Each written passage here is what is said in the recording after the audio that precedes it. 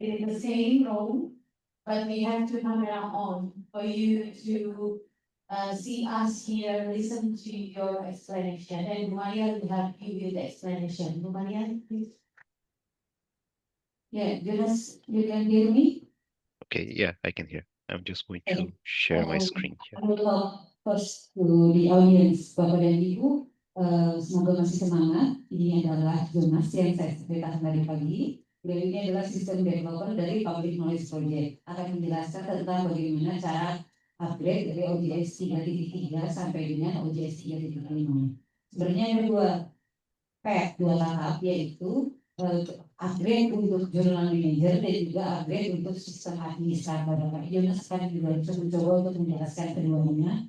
Kalau agak sedikit pusing gitu ya, misalnya karena beliau adalah sistem developer, tapi semoga ini bisa dimengerti oleh Bapak dan Ibu. Kalau yang di belakang kurang kelihatan, nanti bisa maju ke depan untuk melihat. Nanti akan saya coba terjemahkan sedikit sudah upgrade untuk Journal Manager. Okay, Jonas, you may continue. Okay, can you see my screen?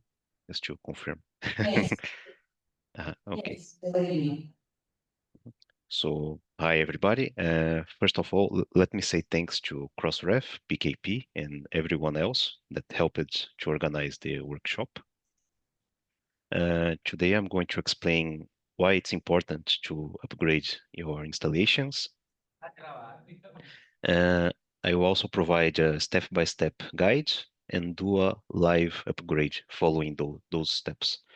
And in the end, we are going to have some time for questions too, in case something is not very clear or if you have other doubts. Okay.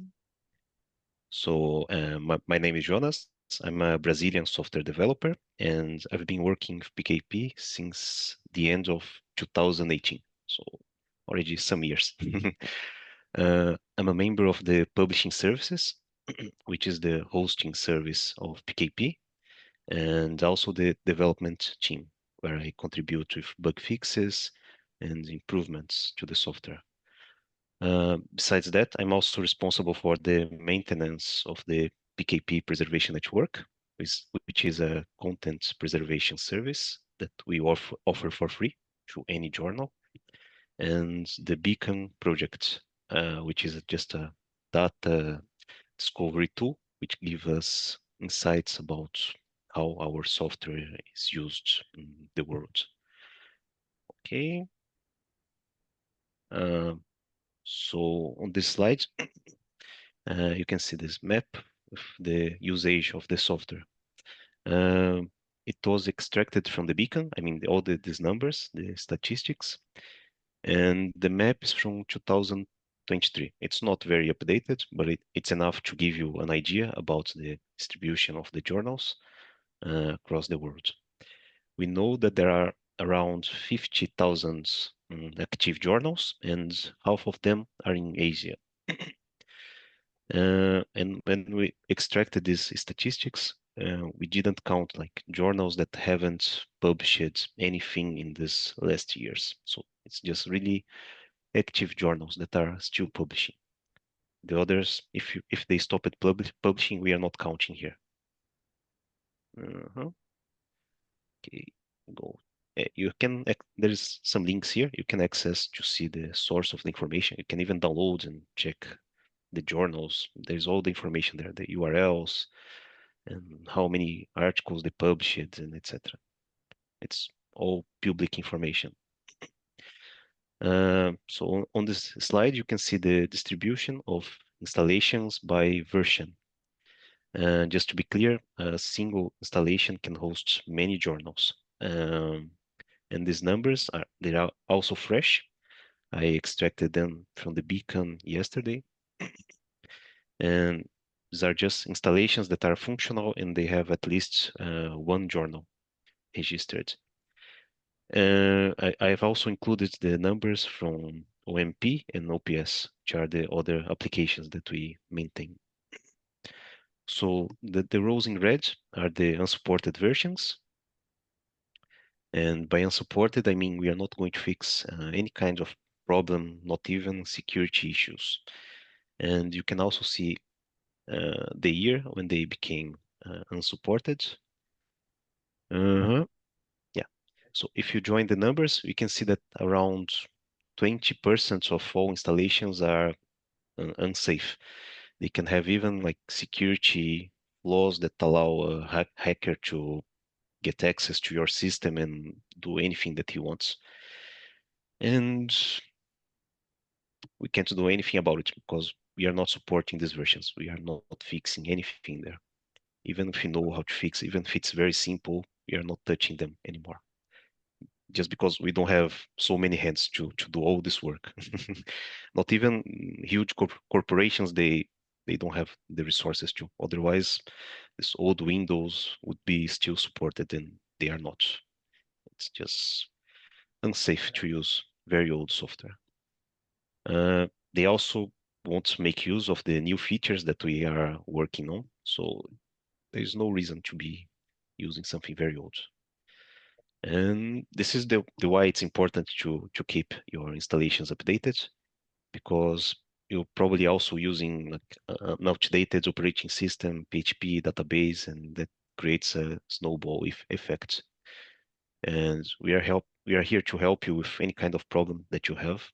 You just need to contact us on the forum. There will be someone that will provide some support, perhaps even me. Okay, to the next. So I'm just going to give some motivations to upgrade. I'm sorry if you attended the previous workshop.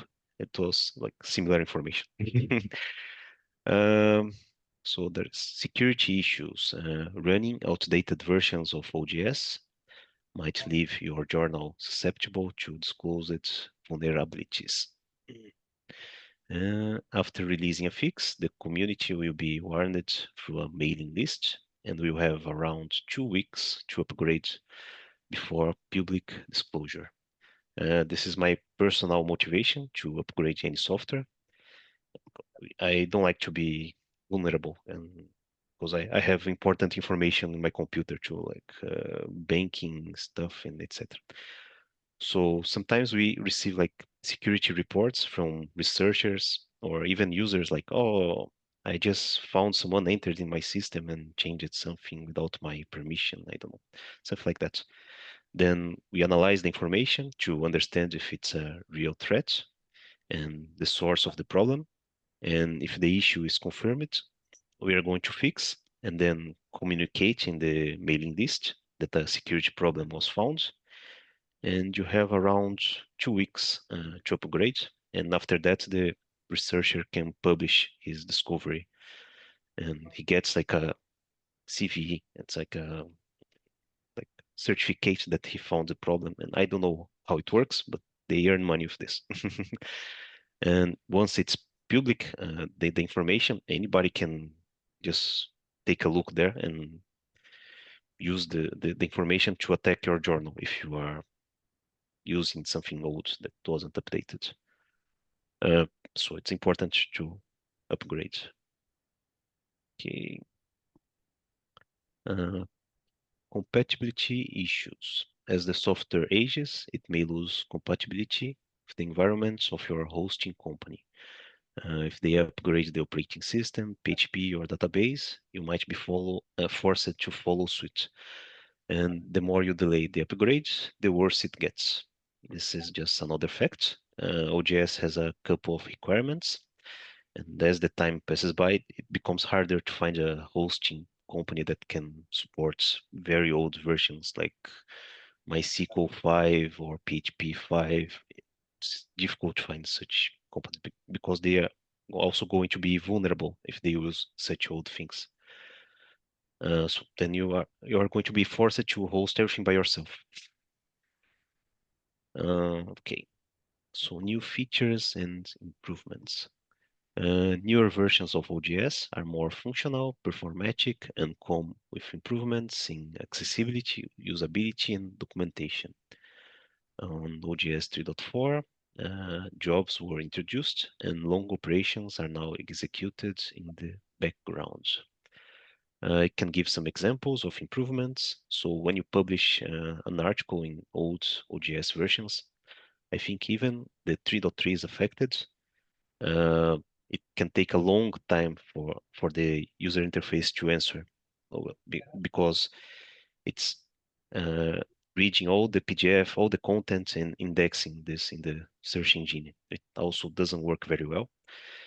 And in the OJS 3.4, this doesn't happen anymore because this operation happens in the background. Like after you click to publish, you already see the answer in the interface that it was published, and the indexing will happen in the background. It's not very important. It's something that we can delay. You shouldn't wait for this. Okay, another example could be when you are sending like mass emails, like you just published a new issue and you are sending mails to all users. I think you also have to wait, and in the new versions you don't, and it's much better. It should be this way. um, Another example that I can give, it's on the full theme, which receives accessibility audits just to improve the life of disabled users, like blind people, people that can't see very well or have problems to navigate. I don't know. There's many types of problems, and I have no idea about them. I just know there are some users that are disabled. They are using the software. They are writing reports of what they think that's working, what doesn't work, and then we can change the things that are not very good. There is also GDPR compliance and a lot of new things. I can't talk about all of them, and it's available in YouTube. You can check there. There's like new features of OJS 3.4, of 3.5. We always release such video on YouTube. I will leave the links later. Uh, okay. Also, PKP hired some new members, I think last year or maybe 2 years ago. So things are moving at a faster pace. There is also a designer modernizing the user interface. And I'm going to show a screenshot of the OJS 3.5 on the next slide, just to give you an idea how things are changing. So here is the new submission list. It has a lot of filters, actions, and the information is easily accessible. If you click on the view summary here, you see the submission data on the same screen without reloading the page. And I think it's better. It's faster. Yeah. So there's a lot of actions that you can execute here. Okay. So here another motivation, just outdated integrations. Built-in integrations with external services might change, and then old integrations will just stop working. As an example, I can say like if Crossref changes something on the integration, like anything, they can change the URL of their API or some parameters, etc. And then all journals that are using this integration, they will be affected, right? But of course, they will give us a kind of adaptation period where you have time to update your integration, etc. But if you don't update in time, your integration is going to break. So on our side, we are going to fix the integration and release the updates. But if you are using an unsupported version, you are going to not receive this update, and you just can maybe fix by yourself because we are not going to do it. Okay, so new plugins and themes. Once you upgrade, you'll probably have access to more third-party plugins and themes. New products are unlikely to be developed or updated for unsupported OJS versions. Yeah, I know there are many companies now building themes and plugins, and none of them are interested in building like products for old versions. We are also not supporting these old plugins. If I'm going to build something, I'm just going to support 3.3 or something above. And soon the 3.3 is also going to be deprecated, so they're also not being my list. I'm not going to make things for unsupported versions. Um, Okay, documentation and support. It's difficult to get help if nobody's using the same version as you. Newer PKP employees and Node.js users also have no experience of the old software. And the documentation is also limited when compared with the latest versions. Uh, Here it's just another fact. I'm sure most of these new developers, they never saw OJS 2. They don't even know how it looks like. So if you ask something to them about how to fix this problem in OJS 2, how to find something, they have no idea how to answer. And it's difficult. We are also not creating the documentation for these old versions. There's no YouTube videos, no PDFs, nothing. It's just forgotten. Okay, easier planning. With the introduction of the LTS, long-term support release, organizations which don't have the technical resources to upgrade their customizations on every new release can opt in for a slower paced upgrade path. This isn't very new. I think we started the LTS in 2022. Um, but I'm going to explain how it works in the next slide. So now you have like two paths to follow: the standard release and the LTS, uh, long-term support. The main difference is the support lifespan and the number of features. The LTS has a much longer life. For example, the OGS 3.3, it was supported for 6 years, but it doesn't receive like new features. We can't add new features because if we start adding a lot of new things, it's going to break, and we don't want to happen this problem. We are trying to not break anything in the stable, this long-term release. So we are basically just fixing bugs and security issues or something like improving the performance of something, but we are not going to add like new interfaces, new plugins, etc. We are trying to not touch this long-term support.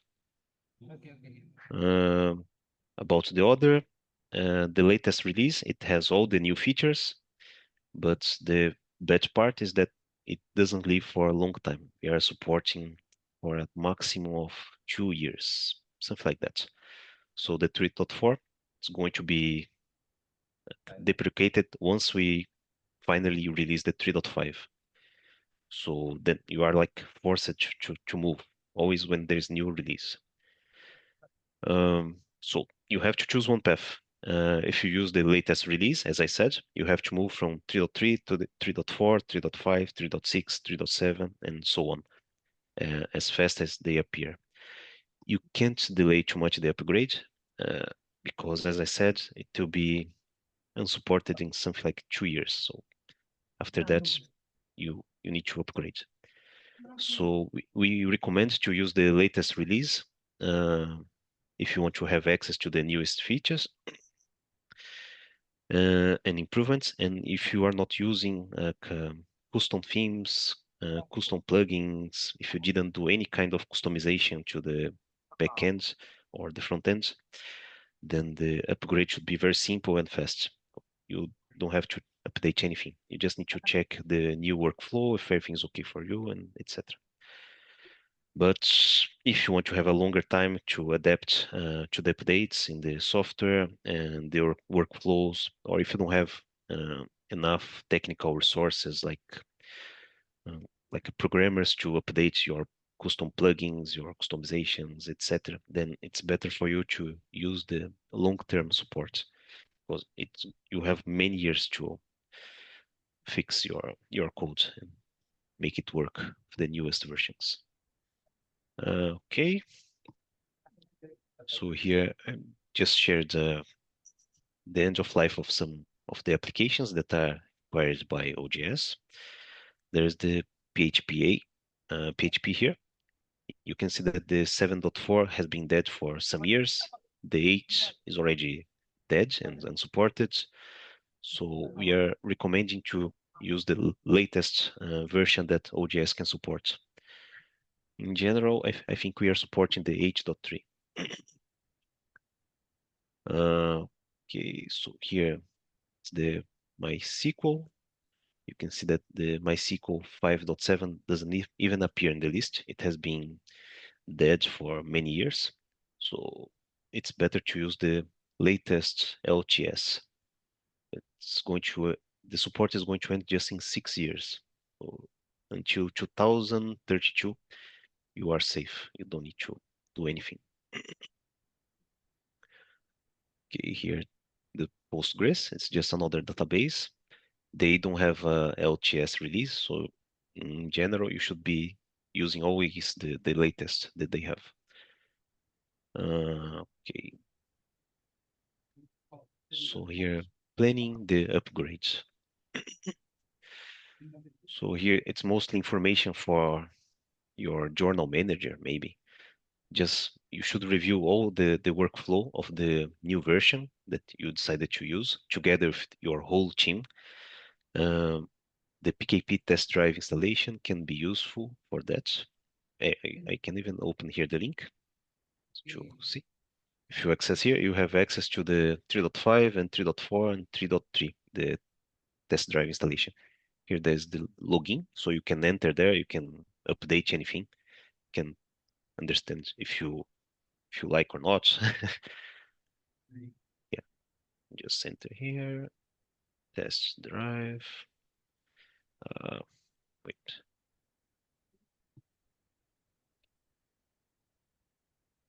Mm, So here you can already see the 3.5 interface. And you can enter here, you can update anything, you can publish a submission, you can test everything.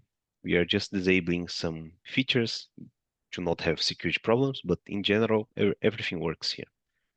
And you can check the 3.5, 3.4, and 3.3. Okay. Mhm. So then you should ask your system administrator to provide a compatibility report, like plugins and themes that maybe are not available in the new version that you decided to use.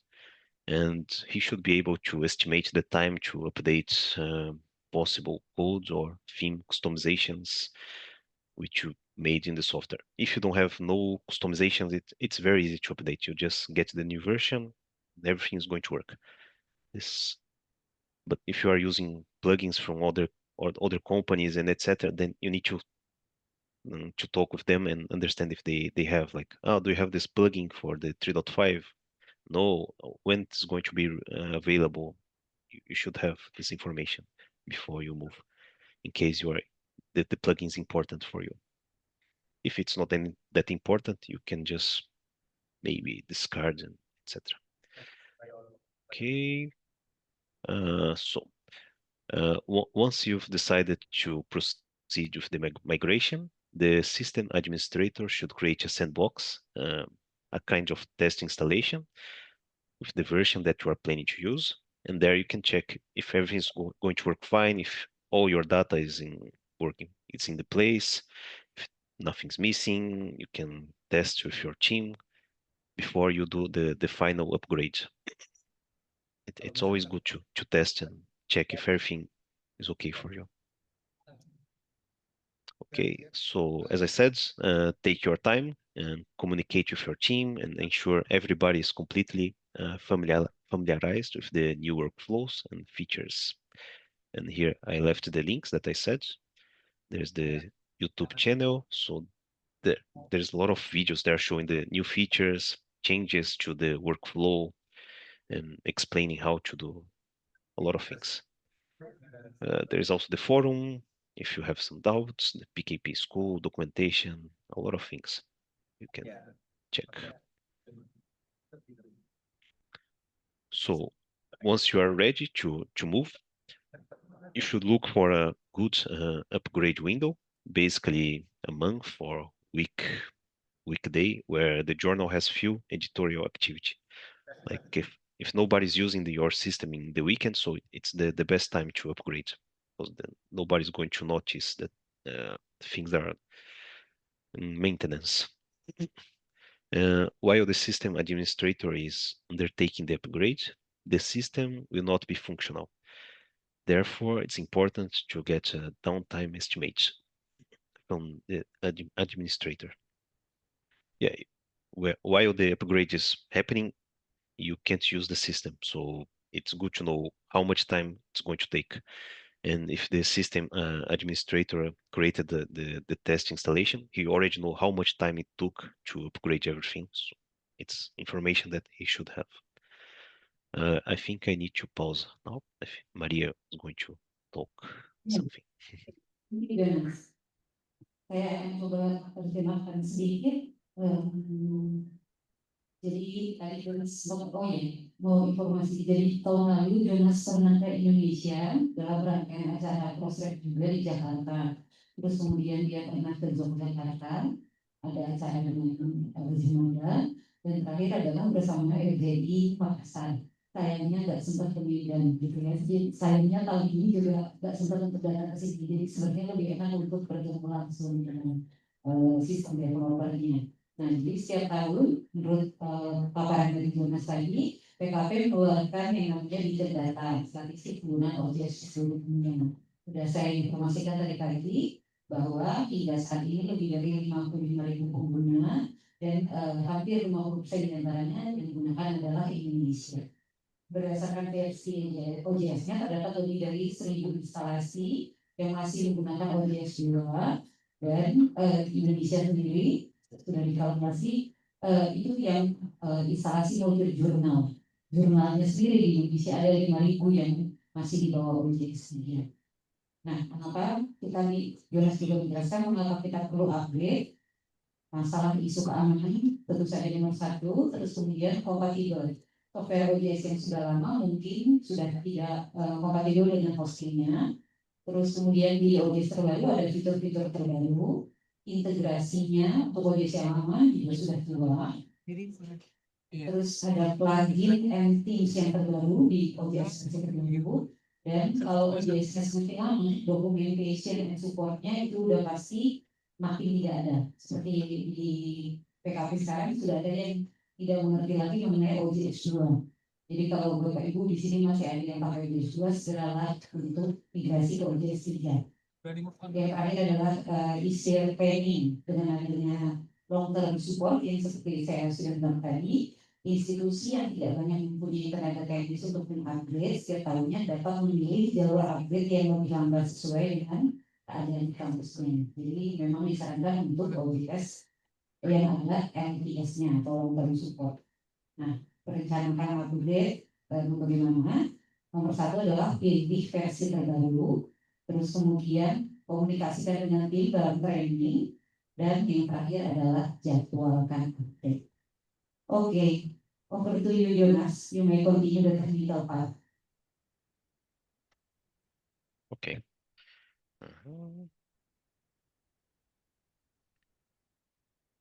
Okay, so here is the upgrade path. So as an illustration, here's the table that you can find on the documentation. It's just showing the steps that you need to take if you want to upgrade, for example, from OJS 2. And the main issue here is regarding the upgrade is that some of the codes to upgrade old versions is removed sometimes. So it makes the life of users more difficult, but it was kind of needed in order to get rid of the old code.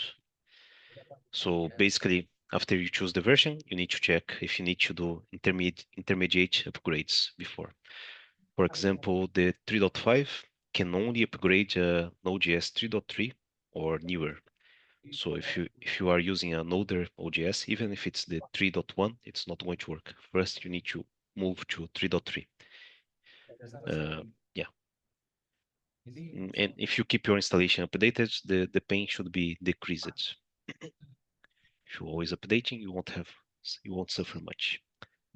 So here's the upgrade checklist. So just the things that you should have before you start the upgrade. So functional OJS installation, functional database, administrative access to all the resources, Then you should download the OGS applications, all that apply, and that they are available here. I can open the link. So here's the OGS 3.5, 3.4. And there is all the sub releases here, the 3.408, 87, 3.3, everything's here. You can download a ready package. So here I left like another checklist. If you should download the 3.3 if your OGS version is older than that. If you want to follow the LTS release, you should download the 3.5. As a coincidence, you also can use the 3.5 as the latest release, but soon it's not going to be this way. The LTS will be just the 3.5, and the latest will be the 3.6, 3.7, and etc. Now it's just a small coincidence. They are both the same. Okay. Here I have all these things. I have, yeah, the applications I think I have here in one folder. Let me see. Okay.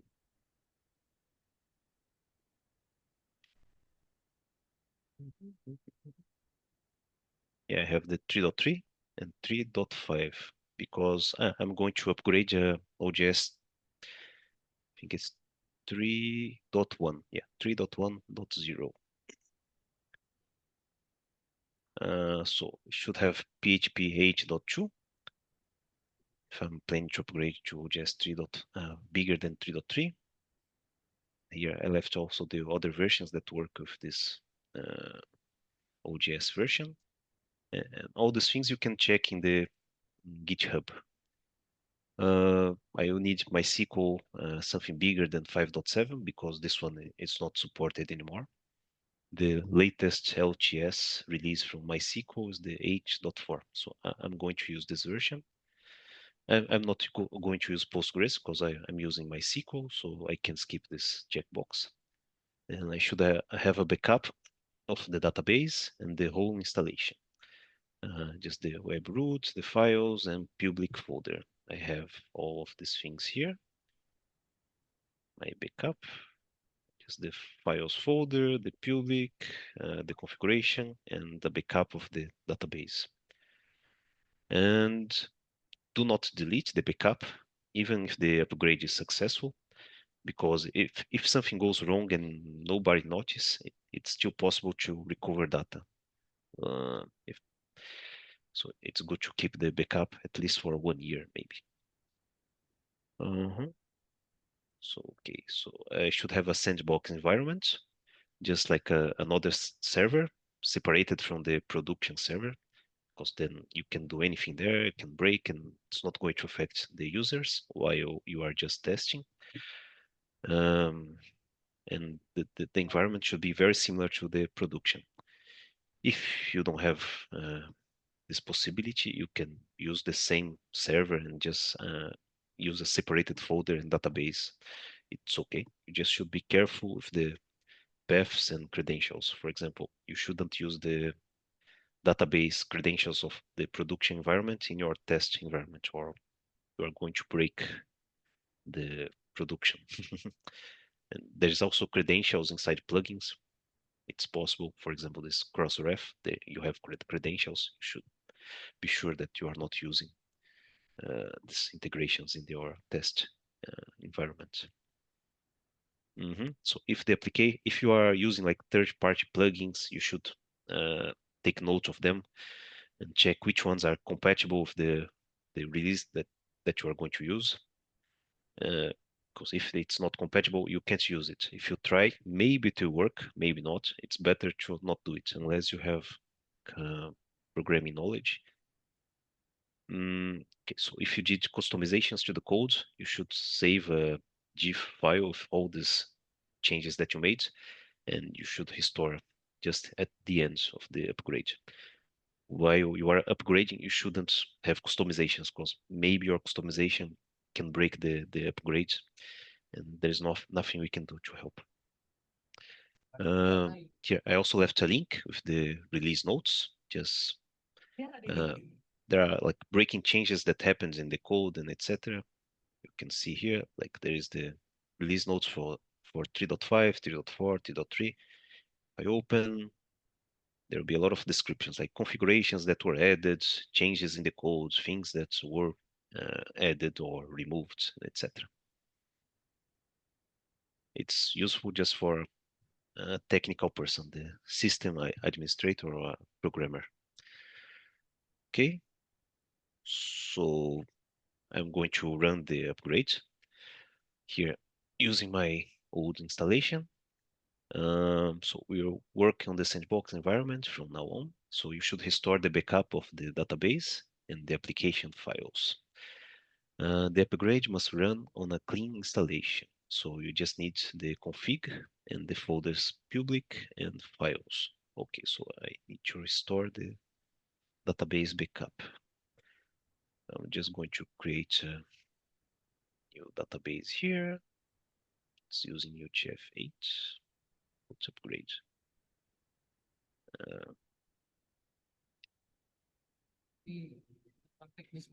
Okay, I created. Now I'm going to import my old database. Yeah, it's this one from the ODS 3.1.0. My objective is to upgrade until 3.5. So as I'm using 3.1, first I need to go to 3.3. And from there I can go to 3.5. This requirements depends of the ODS version. I can even show in GitHub where you can see these things.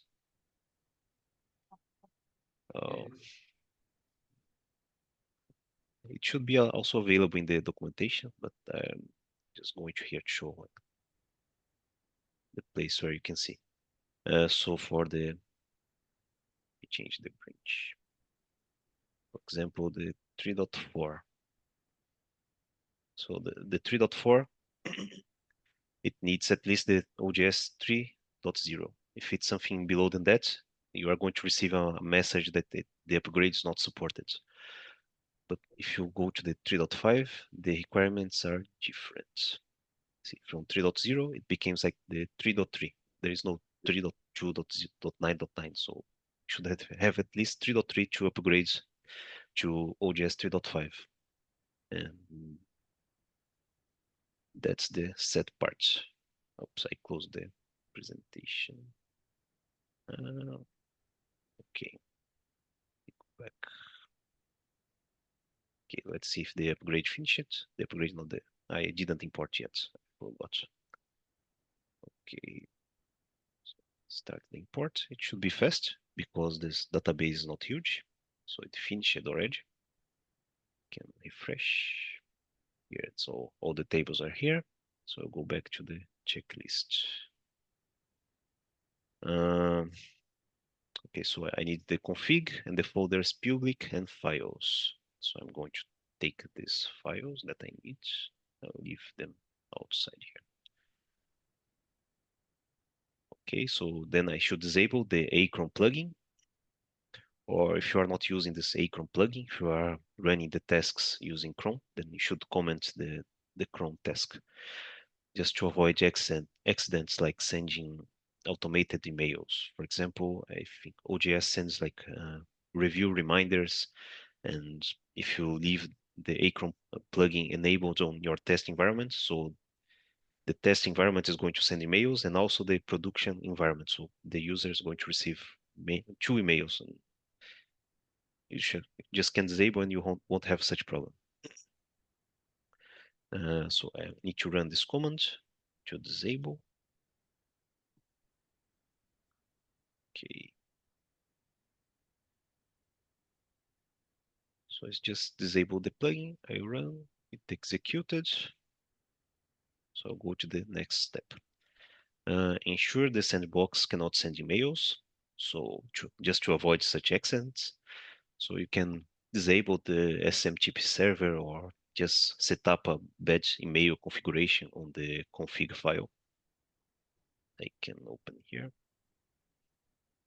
There's the mail settings. You can just put something that's not going to work. For example, the SMTP, whatever, you can change the port whatever you want, something that's not going to work, then the emails are just going to fail. Okay, so going to the next. So as we are just testing the upgrade, you can delete all this search index data. You can rebuild all this information after, and it's going to improve a lot the upgrade speed. If you don't run, then it's going to take a long time because these tables are huge. You can have like millions of records. So I'm going to run this command to delete these tables. We don't need them. Okay, executed, so I go back. Okay, so if you are just testing the upgrade, you can also truncate these tables that I showed, the metrics, notifications, notification settings. They also can be huge, and they are not very important for just a test upgrade, because they're just like metrics of the software, how many times someone accesses the submission, notifications that the users should receive. These things are not important if you are just testing. So I'm going to run this command too. But just if you are testing the upgrade, if you are running the real migration, you should leave this data. This is important. Just the search can be removed always. Okay, I executed. So then you should ensure that the tables are using the engine InnoDB. This is a requirement. The query below will generate the commands. So I will just copy these commands and run. Okay. After running this command, it should show all the tables that are not using the InnoDB engine. This is, and as I left here, this is just for MySQL. And if you are using Postgres, you don't need to do this step. You just need to update here the database name. I used upgrade. I left here in bold the text to be visible. So I run, and there is nothing here because all the tables are using the InnoDB. I can create a fake table here just to show that it's working with another engine. Let me column here. And it should show this table. See here. And here, this query is just generating the commands to update the table. So you can just here copy all the rows that appear and execute. It should change the engine of the table to the right one. If I open here, it should be okay now.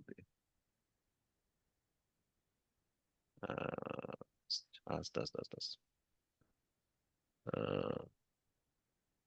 So it updated the engine to InnoDB because all tables must be using this one. I will leave. I don't need this table, so I will remove. Okay, so next step, ensure the database is using UTF-8 character sets. The queries below are, no, queries that follow are using the char set UTF-8 and the collation UTF-8 general CI. If you are using MySQL bigger than 8, then you can use this new char set and new collation. They support more characters. That's the only difference. For example, there are like some emoticons that are not supported by the old UTF character sets. So if the user try to insert such characters in any text, like a comment or title of the submission, anything that's not supported by this char set, it's going to generate an error and the user won't understand what's happening. So it's better to use this new char set that supports more characters. And here I left a query to update the database. So I will run this query. This one you can always run. It doesn't break anything. So it's just going to change the character set to UTF-8 and UTF-8 general CI. But as I have a new MySQL here, I can see the version. Oops. My version is h.4.2. So I can use the new char set. So I'm going to use this one. Let me see the names. UTF-MB H4. Okay. UTF-MB H4 and UTF-MB4. Is there AICI? Okay. So I can run this command. It updated the character set and the full database of the database. Okay, so I'll go back. Can go to the next. Here's a query that will generate queries to update only the needed tables. Copy the outputted rows and run them. Okay, this one is just to update the character set and the collation of the tables if they are not using the right one. As I changed the char set, my database will be missing these updates. So I need to run here. Okay, need to change I left in bold the things that should be changed, the char set, the collation, and the database name. I'll use here, database name is upgrade. I'm not using the char set now, I'm using this UTF-MB4. I'll update here.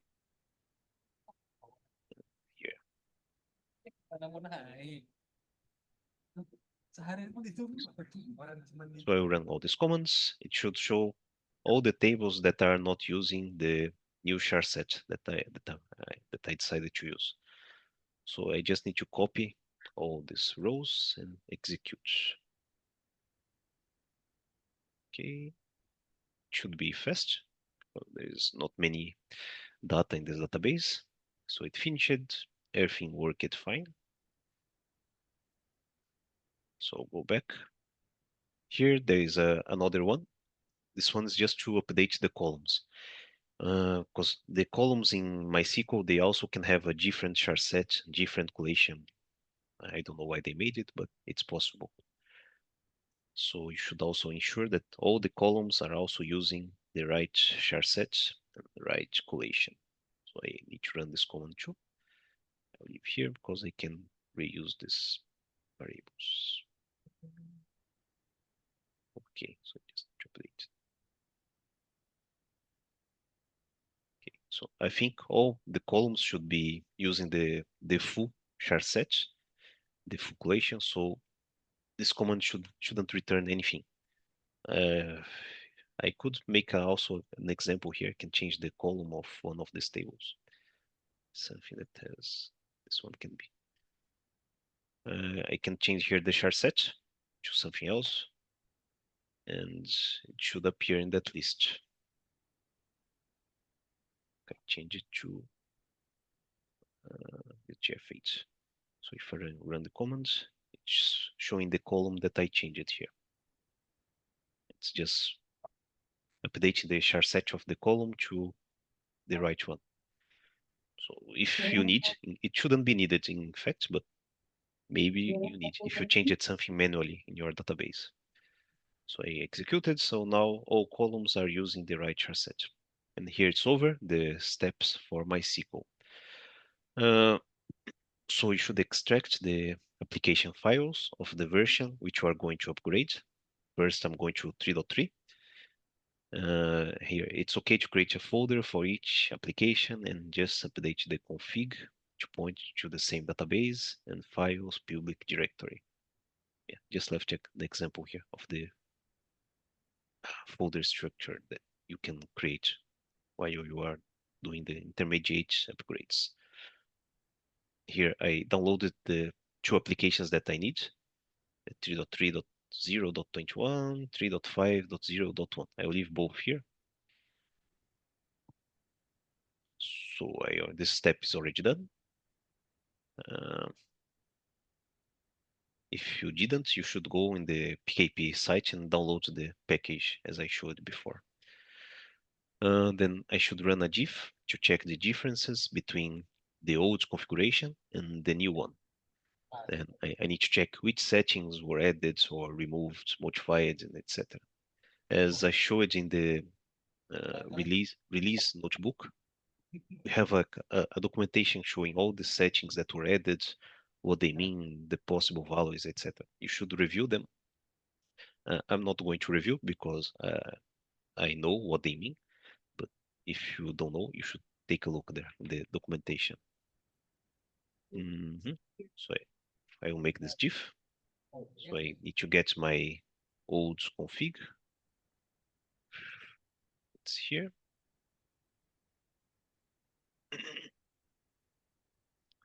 And compare the new one. I'll place here the file. Okay, so I copied my old configuration to the folder of the application that I'm going to update, and I'm going to compare with the template, which is the configuration that comes by default, the 3.3. So here I will be able to see all the changes that happens in the configuration. So some things I can just copy because they are not important. For example, here it's just like changed the year, the license, and etc. So I'll just update my configurations here. The one from the OGS 3.3 is here. So this I don't need to change.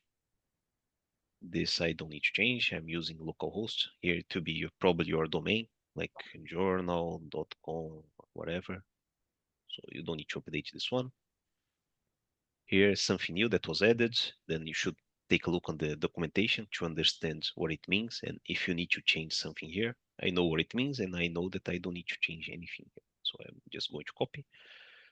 I'm going to copy a lot of things. I'm not going to review anything, just the important settings.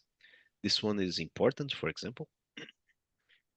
It's to avoid someone to, how to say, to point a random domain to your server. Like I can create a domain, for example, like jonasjournal.com, and I can make this journal to point to your one. So whenever someone enter in my in this link, they will see the contents of your journal. If you don't want people to do such type of things, you should set up this setting with the domains that you are using for your journal. Yeah. If you are using like journal.com, so you should add here journal.com. If you have other domains, you should add all of them here, like journal, newjournal.com, whatever you are using. I don't know.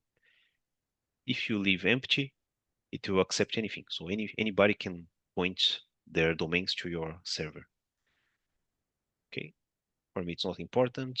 I will leave how it is. Here's just settings that were removed. If it was removed, you don't need to review anything. It's just something that doesn't exist anymore. So if you leave there, it's not going to work. Just pollute your configuration.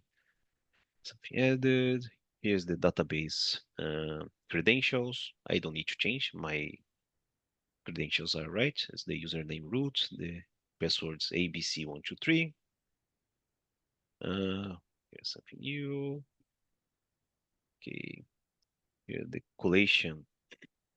This is important to change. I'm not using this UTF-8 general CI. I am using another one. I will copy from there. Here, I'm using this new collation. So I need to set up here. This is important. So that's why you should review the new settings. Here, things that are removed. Here, I don't need to update these paths. They are right. Should just leave perhaps this way to work better. Yeah, I'll leave upgrade files. Let me see if it's this folder. Okay, I'll put them out. Okay, so work upgrades files.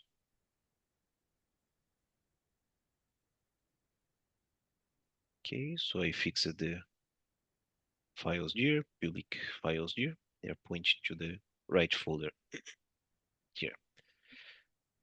Okay, I'll go to next. This was ended. Something removed. Okay, email settings not important for me.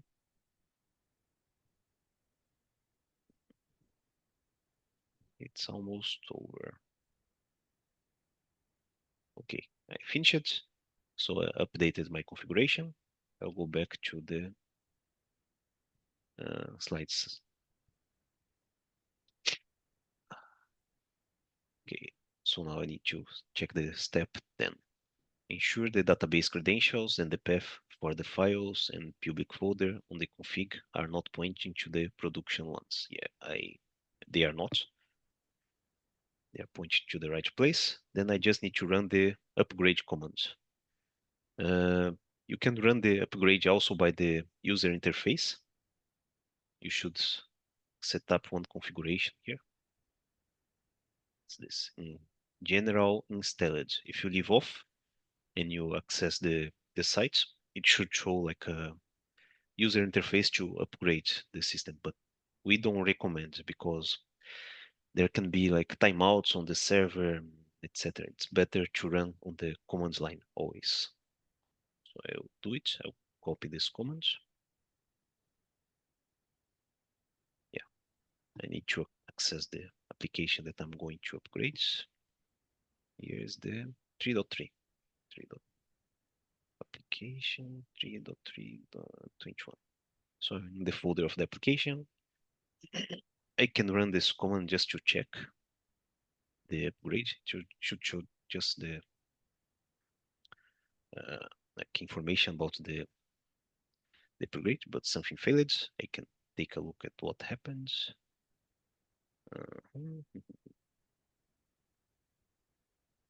Clean here.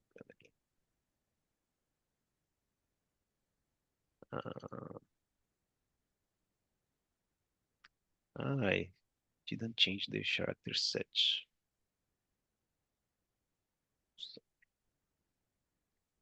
Okay.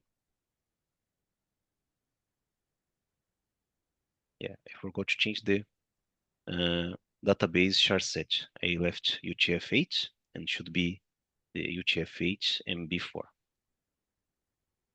Okay. So try to run again. And I'm not updating the right config. Go to the right one.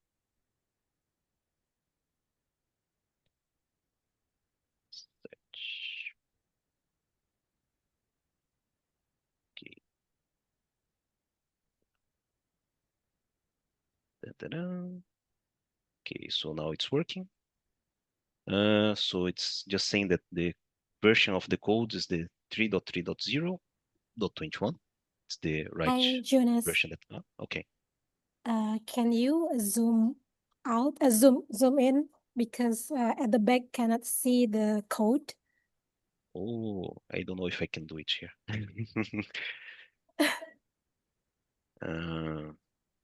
Try to change maybe the resolution.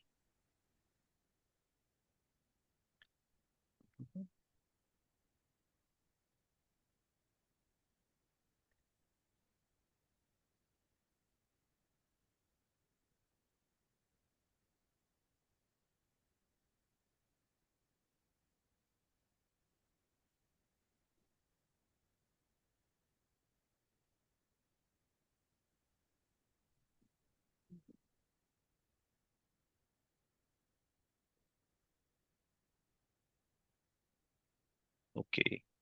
Yeah, Is that's it possible great. to see now? I don't know.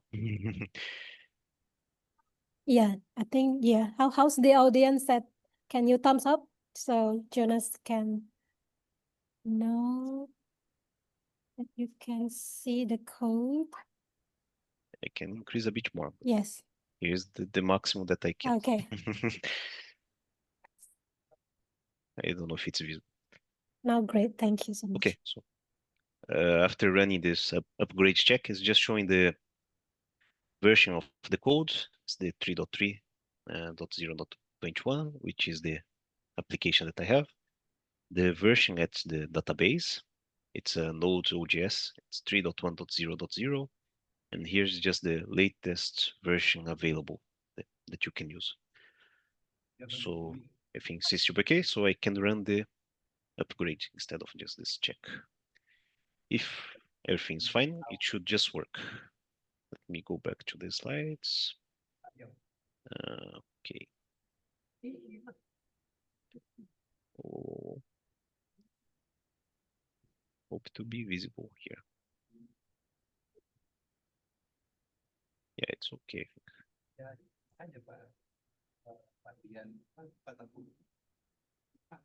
Okay. So I will run the upgrade and it should just work. If it doesn't work, then I need to debug what went wrong. I think it's not going to take a long time. Just the one for OJS 3.5 should be slow because it's downloading some things from the internet, if I remember well. So here it's showing just the upgrades that were applied, all things that were fixed, and etc. And in the end, you should see the successfully upgrade to version 3.3.0.21. If you don't see this message, it means that something went wrong. You should take a look on the log.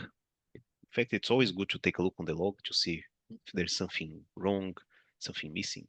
Is the old message that I saw. Remove this.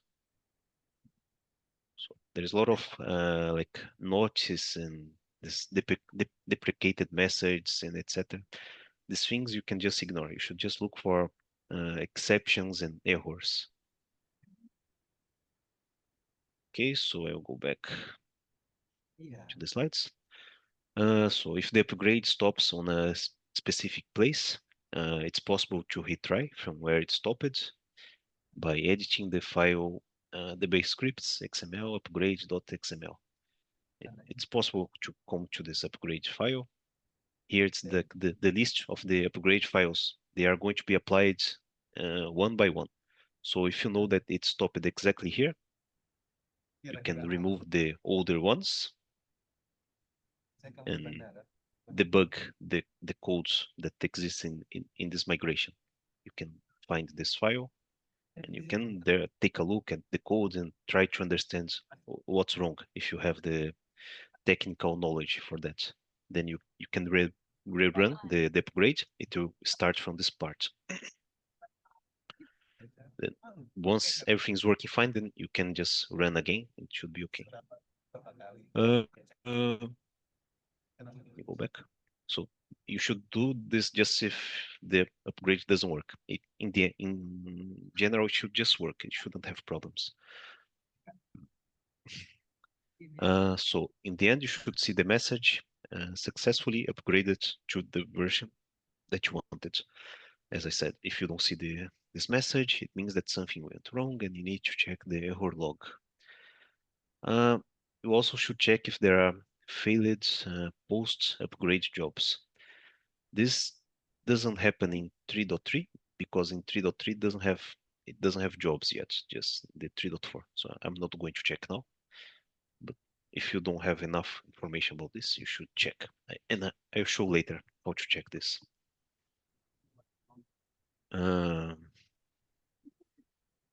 Okay, so here to do the production upgrade. I'm not ready to do the production upgrade yet because I'm still on the OJS 3.3. So I'll go back to the beginning of the recipe. Yeah, because I need to run the next upgrade. So I should have functional OJS installation, functional database, blah, blah, blah, blah. I have the applications, okay. I have the right PHP, right database. Then here it's important, backup your database, your whole installation. So I'm going to create a backup. It's always smart to create a backup because then you don't need to run all the code again. You can restart from where you stopped. So I create a backup of the database. Now I can see things well because I left the interface too huge. So let me change this screen. Settings. Okay, so I'll backup this database. I have a backup folder. I create a new folder here, like 3.3.0.21. I know that until here, everything's working fine. So I'll leave a backup of the database here.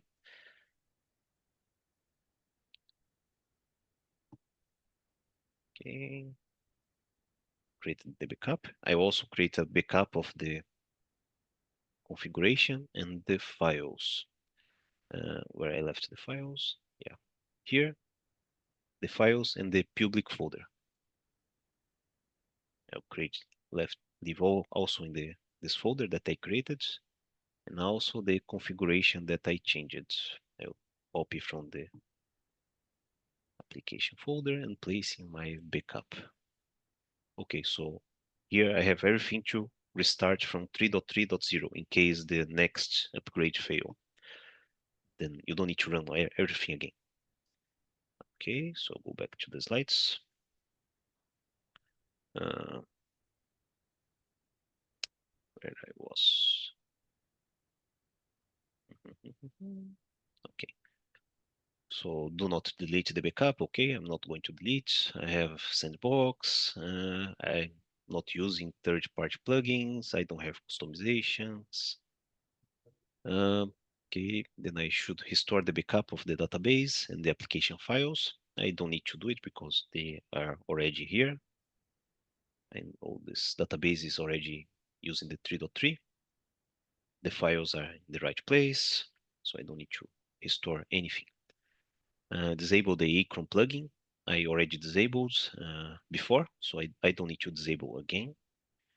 I know that I can send emails. My computer doesn't have a mail server, so I can delete the search index data. I don't need to do it because I already made before.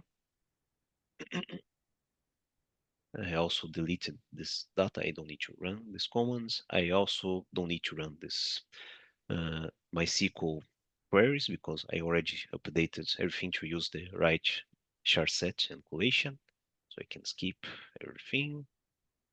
I need to extract the application files of the version that I'm going to upgrade. So I need to check here. Oops. Yeah, it's already here, the 3.5. Okay, I can go to next. Then I need to run the diff between this, the new configuration and the old one. Okay, so I'll make this now. First, I'll copy the configuration for the 3.3. I'll place the 3.5 folder. Now I need to compare the configuration of the template configuration, just to see the new settings of ODS 3.5. Okay, so here, not important. There's this new API key. Host I don't need to change.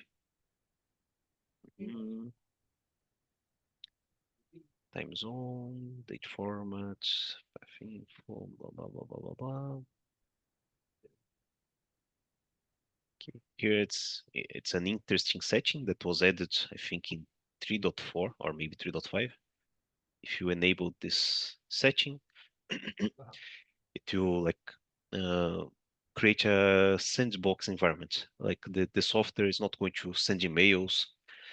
And a lot of such things that shouldn't happen in a sandbox environment. Here there's a small description you can read if you are going to run the upgrade. I'm not going to read. I'll just leave off. I'm not going to do anything here. Database settings, it's right. I don't need to update. The char set is right. Okay, things were removed. Here it's important. In ODS 3.4, we changed the locales of the application. Like it doesn't exist anymore, this English, underline United States. A lot of locales were changed, so you need to use the right one. I don't know which one is from Indonesia, so you should check which one. You can enter in the folder like locale. Here there's a list of all the locales.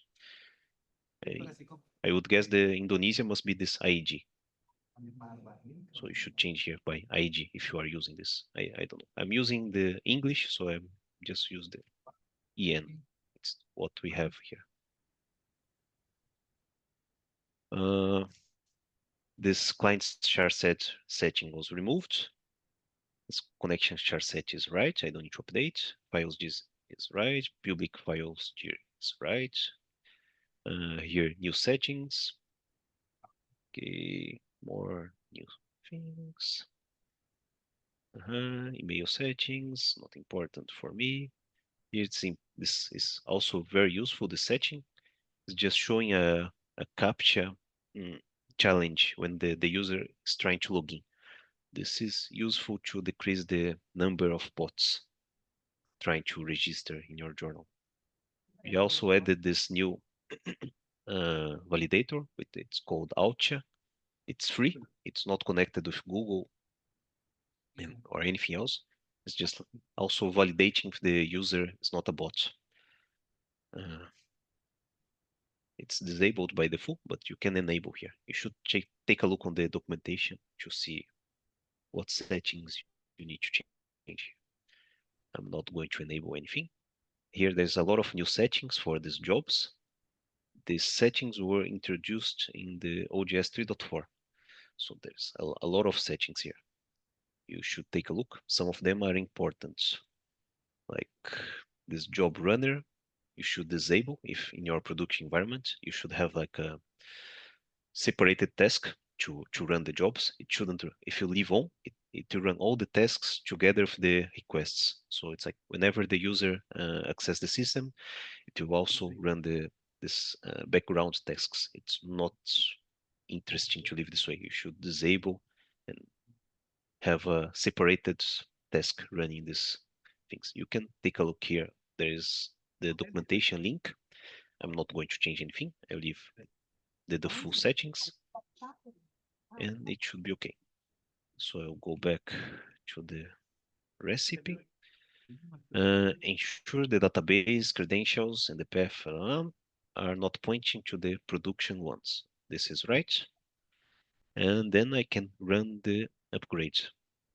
So I will run here. Okay, let me increase the screen again.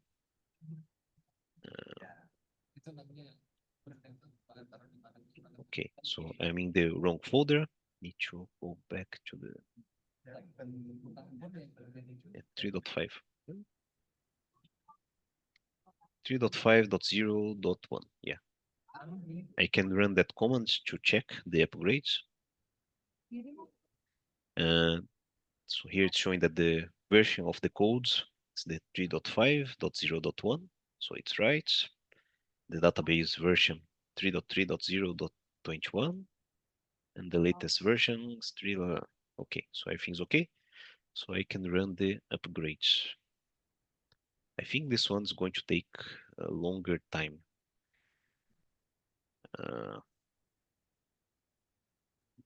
Okay, I have some processed log files.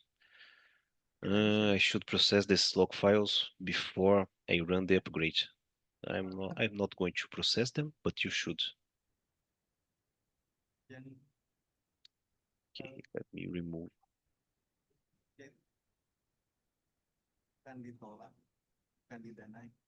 It must be this one.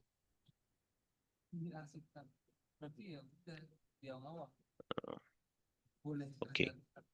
So about this usage event logs that I removed here, I just want to make the upgrade faster. You should run all the painting tasks before you upgrade.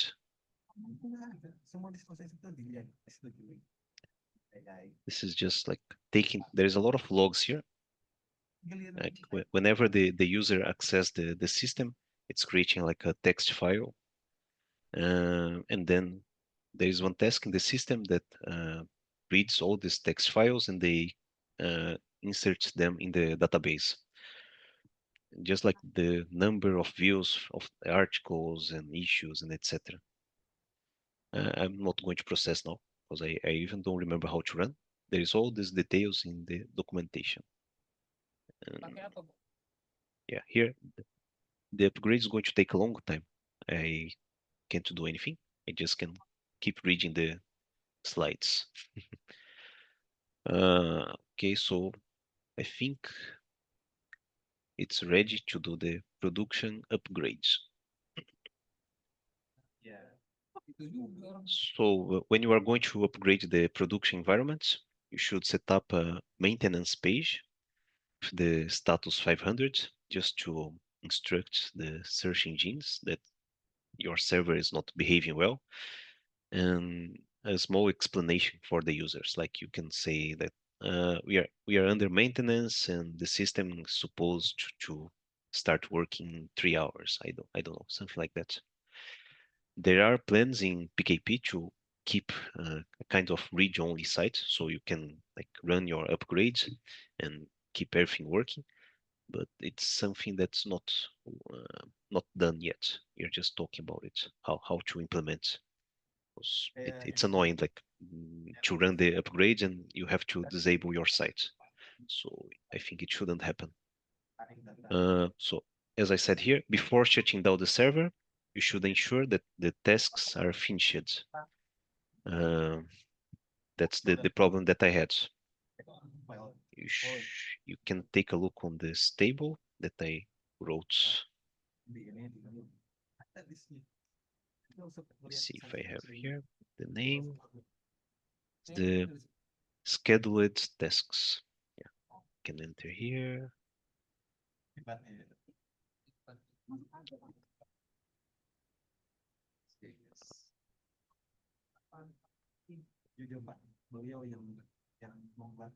So here you should see a list of the tasks and the last time that they were executed. If the time is not very old, it means that they were like executed recently, so you should be okay.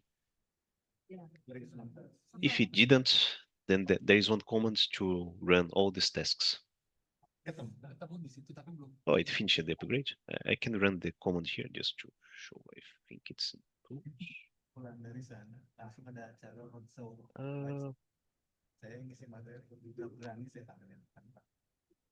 Yeah, there is run scheduled tasks. You should run this command to run all the tasks here. Okay. So if you ensure that all tasks were executed, then you can skip this step. You should leave the backup nearby and execute the upgrade HACCP. I mean, to upgrade from 3.3 to 3.5 and etc. until you reach your final version. Then you can also recover the Acron plugin. As we are using the OGS 3.5, I think this is not needed anymore. Let me see. I think the Acron plugin was removed. We don't have this thing anymore, 3.5, but I'm not completely sure. Yeah, the Acron plugin doesn't exist anymore in 3.5, so you even don't need to enable again. This would be useful just for the 3.4. You can run this command, it doesn't break anything. I can run. Oops. Copy here.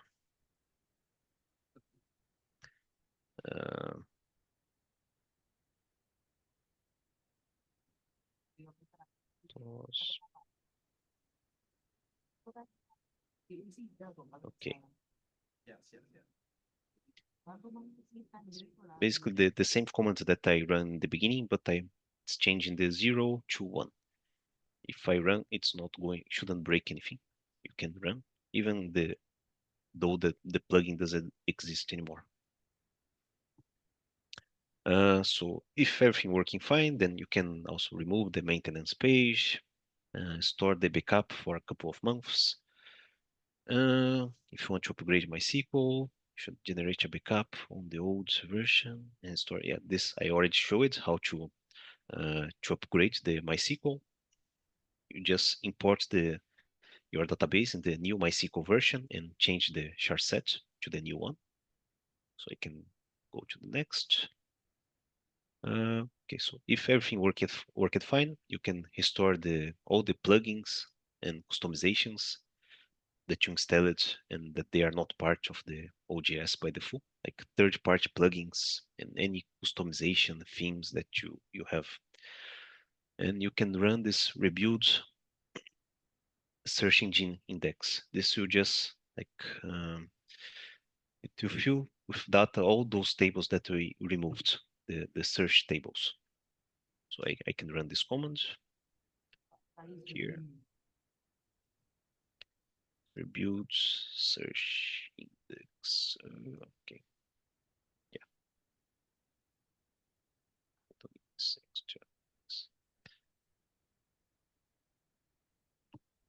This will just index all the contents of the journal to read all the PDFs and get the content from them, also from the documents like Word documents, etc., and insert in the database.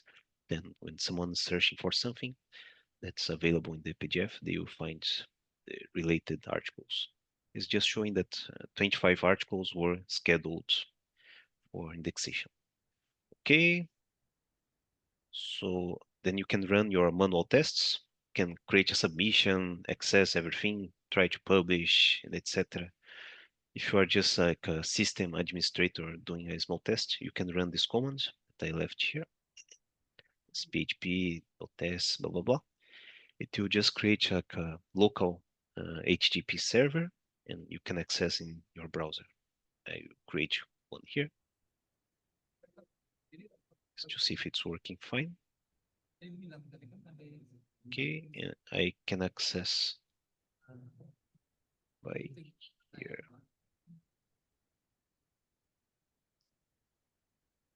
It's 0. Oh. Jam berapa di sana? Gente. Tadi semalam semua di sana, Bu.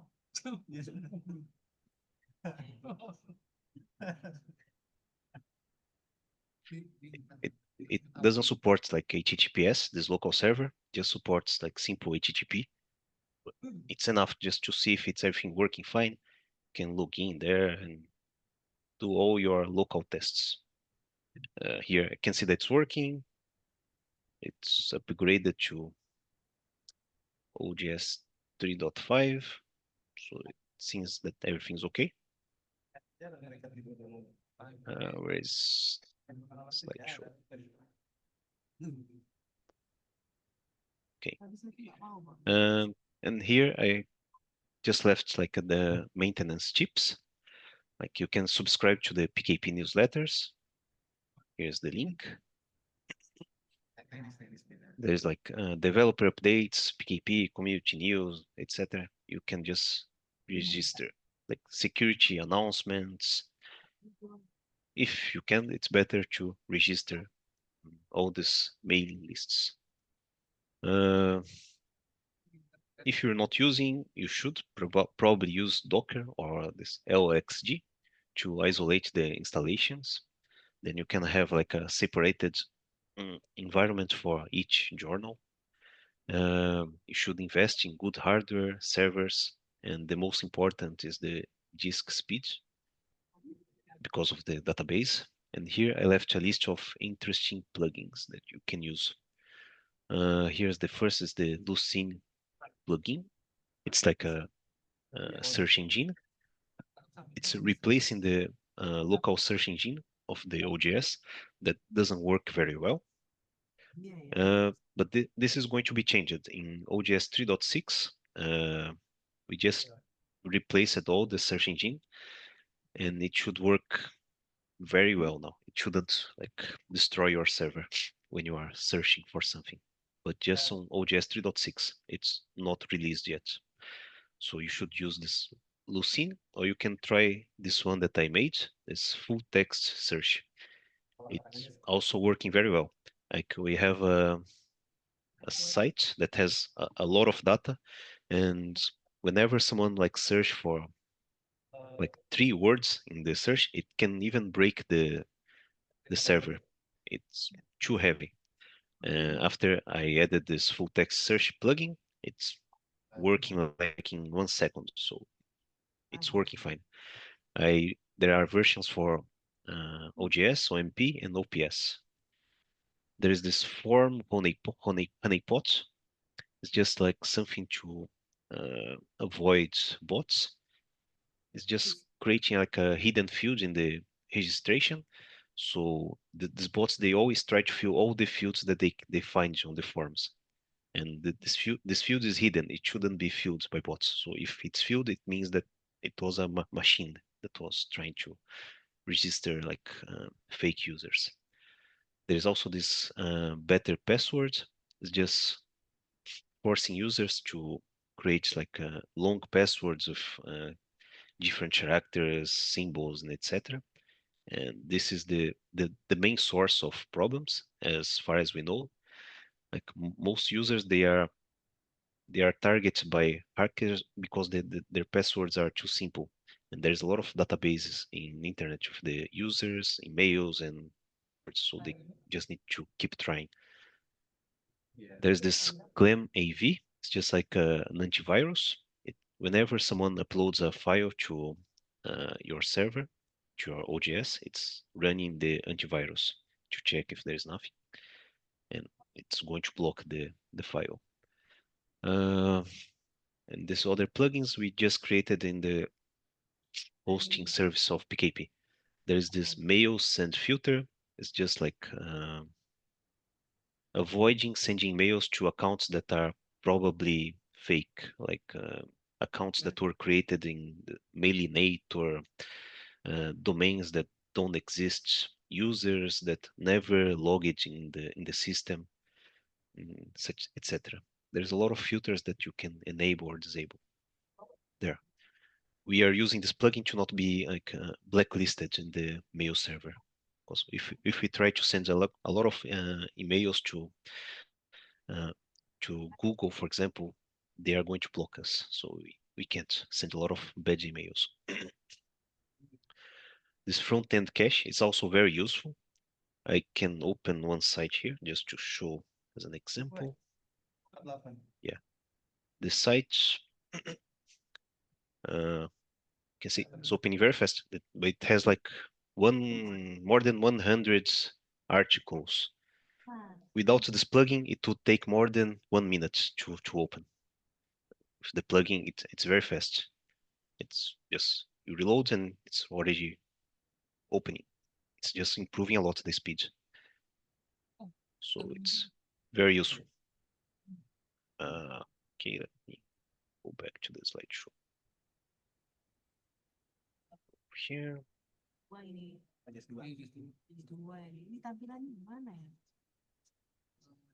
Uh-huh. Okay, so you should also run this database cleanups and index analyzers. There is in the MySQL. You can enter there in the database. I don't remember exactly where is it.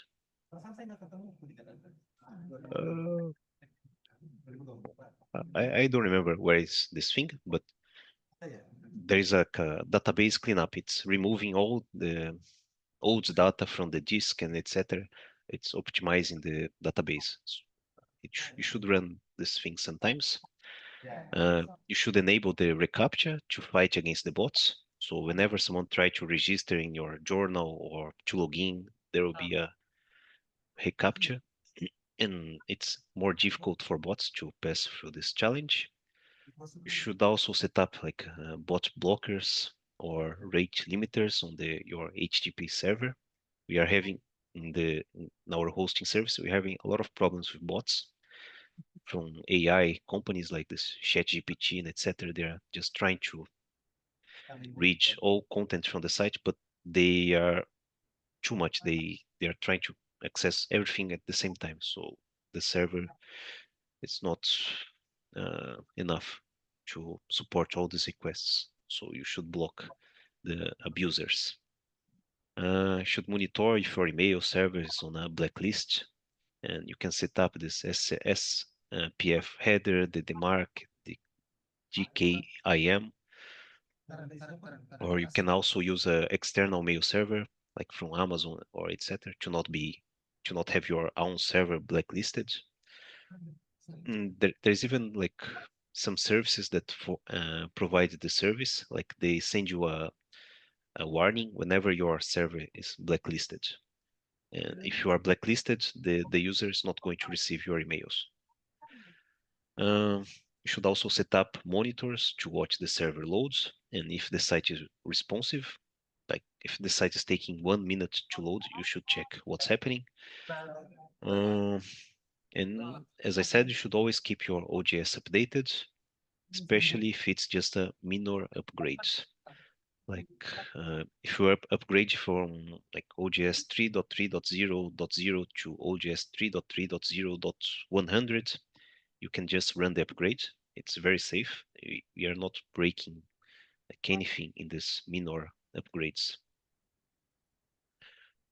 There is basically not even a downtime. You can just run and to finish very fast. It's also very important to install an antivirus on your server. We even found problems in one of the hosted clients. Someone tried to upload like a plugin with kind of backdoor. So the antivirus just blocked the upload, and we didn't need to do anything. Otherwise, it would be like a way for someone to upload any file to the server and add virus or make commercial of the casino sites and etc.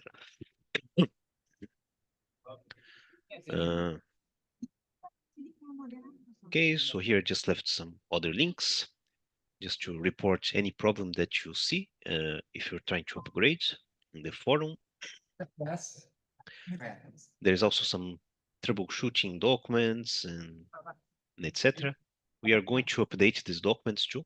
We have some new things that we wrote from at the hosting team, like advices of security and etc.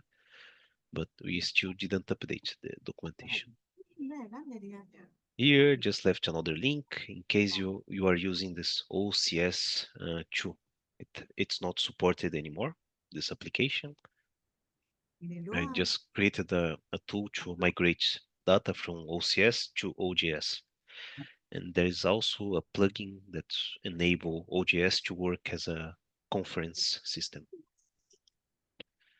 Just in case if you have OCS or if you have this need to host conferences. Okay, I think that's all. And just thanks for your time. Thank you, Jonas. Bapak dan Ibu, mungkin tadi ada yang datang bahwa Jonas sudah melakukan demo.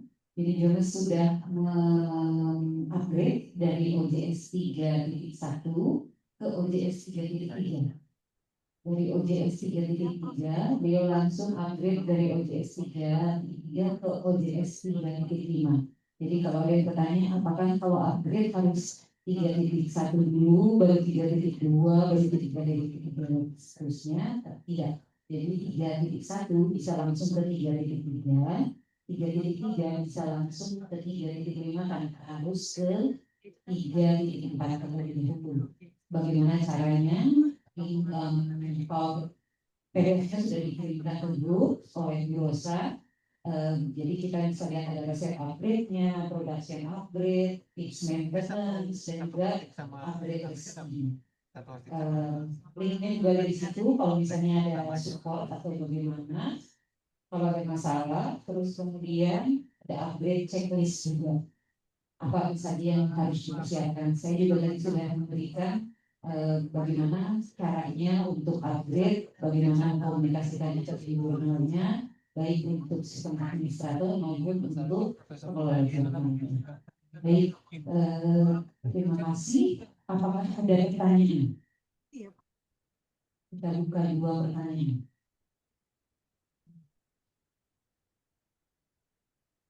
Ada apa?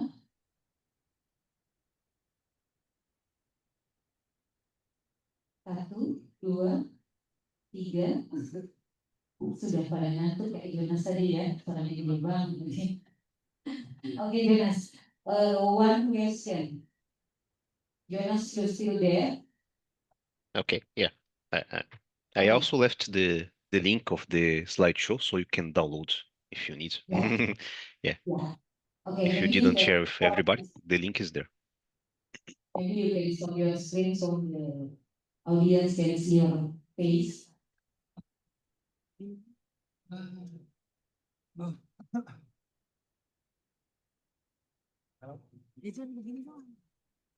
can stop your screen now.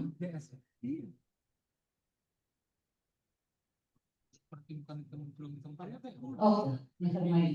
Jonas, one question from the previous session, they asked, right now they are in the OJS 3.3 long-term support or LTS. They they are wondering if it is safe to upgrade to OJS 3.4 or OJS 3.5 since they heard that it is not stable yet. So do you have any clue when is 3.5 can release the long-term support? Yeah, so we released the 3.5 few time ago, and it's not like LTS yet. We are going to add this like label LTS after maybe 1 or 2 months. So it's better to wait and then move directly to 3.5. You're just trying to catch any like bugs or something like breaking problems and etc. But then we are going to make it a LTS release. It's better to wait the 3.5 because the 3.4 is going to be like unsupported soon. Oke, oke. Jadi Yeah. itu jawabannya ya. Kalau misalnya sekarang kita ada di 3.3 LTS, katanya Jonas, sebaiknya menunggu sampai ada OJS 3.5 LTS. Itu yang long term support. Ada pertanyaan lebih lanjut?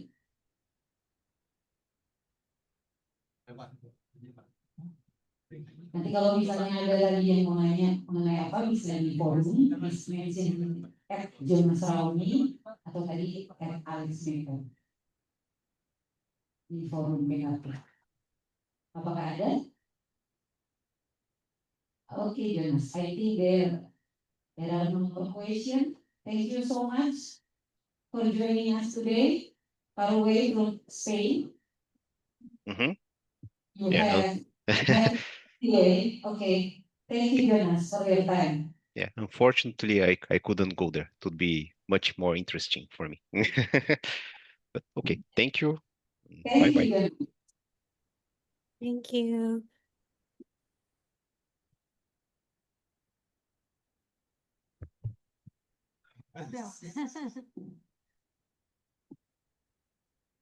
Jadi Jonas itu tahun lalu harusnya cuma seminggu di Indonesia, tapi dia extend sampai 30 hari. Jadi dia keliling Indonesia. Katanya tahun ini dia sebenarnya berharap untuk diundang lagi, supaya dia bisa keliling lagi. Kayaknya dia suka banget sama Indonesia. Tapi belum ke Sumatera. Oke. Terima kasih semuanya. Thank you Jonas, sudah ada ya. Oke. Nah, Bapak Ibu kita sudah sampai ke penghujung acara. Seperti yang saya bilang tadi, kita ada beberapa dompet yang kita bagi para penghuni terakhir.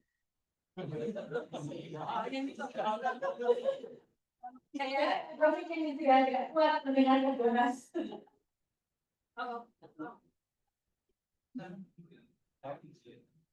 Oke, Bapak Ibu, sebelum saya ke apa namanya pembagian door prize, ini ada yang mau saya share screen. Bu Ocha bisa dengar suara saya ya? Saya tidak bisa Iya. share screen. Oke, Bu Ocha Iya, bisa. saya yang share ya. Makasih. Boleh. Oke. Silakan Bu Ocha. Yes. sambil menunggu. Ada yang perlu diisi? Silakan bosan. Nah, ini Mbak Lydia sudah menulis. Tadi sudah yang bertanya di pagi hari, tadi masih ingat untuk Pak Sriadi tadi, Bapak Ibu sudah pulang ya? Ingat sama saya. Oh,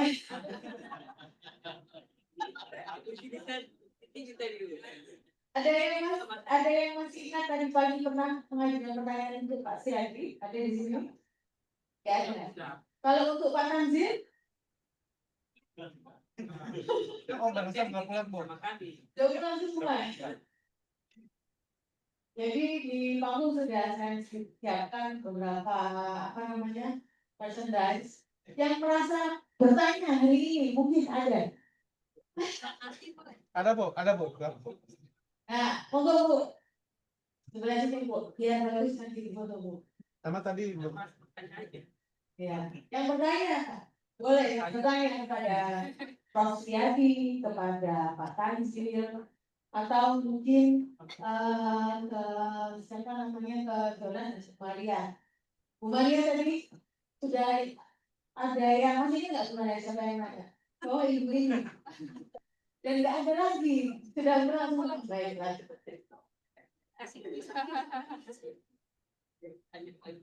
Kalau enggak nanti kasih kuis, Bu. Kalau pertanyaan nggak dapat bisa ditukar kepada ibu. Dipotong dulu. Nah, Bapak Ibu sambil menunggu pengumuman merchandise berikutnya, silakan di share. Oke.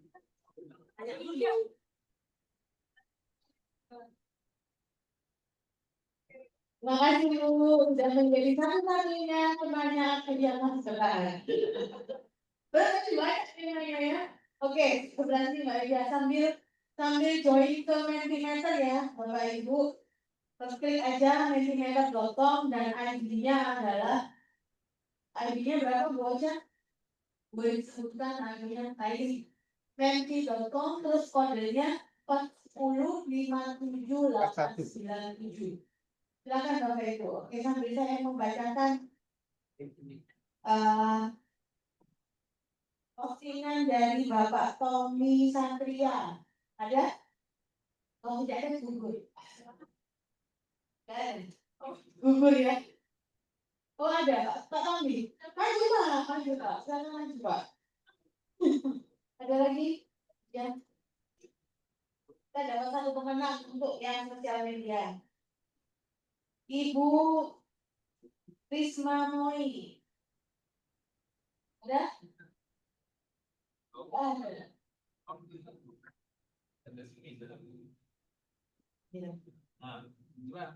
Ini Pak.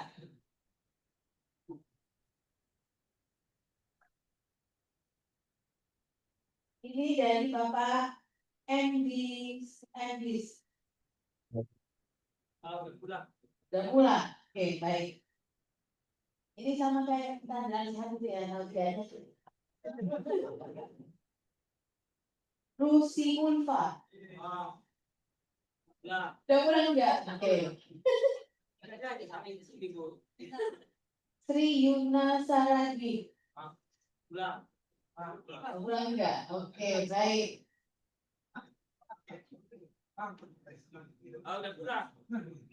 Ibu Rani Kumba.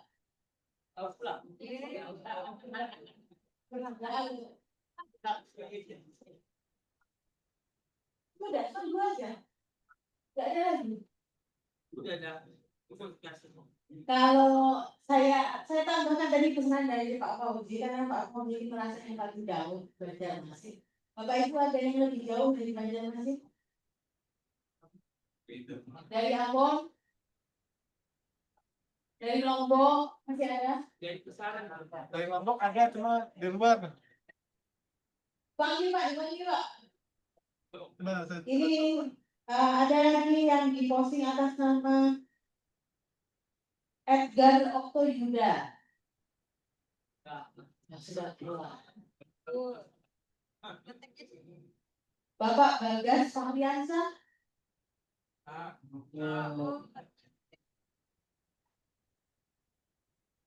Bapak Halo, halo. Hendri Saputra. Ada, belum pulang semua. Tidak tahan banting ini tadinya. Bapak Jeffrey Banjar. Kondisi di luar, Pak. Pulang semua. Ini cerdas, Pak. Ya, ya. Oke, baiklah, berarti ada dua pertanyaan. Silakan. Oke, nanti saya. Nah, dari ini. Kalau sini. Sana nggak pakai. Oh, Oke. Kamu sini deh. Masih, tapi Ocha enggak ini. Enggak. bocah mic-nya nyala. Kamu pakai hitam. Silakan.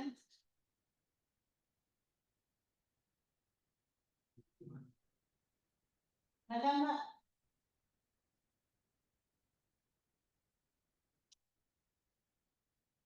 Baik.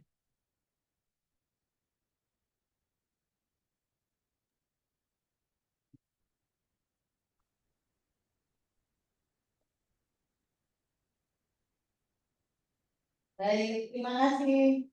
Kalau kurangnya salah atau warnanya sudah terlanjur beli di depan dekat. Lanjut ke pertanyaan berikutnya ya, Bu Lydia. Boleh. Pertanyaan berikutnya silakan Bapak Ibu yang tidak salah lagi.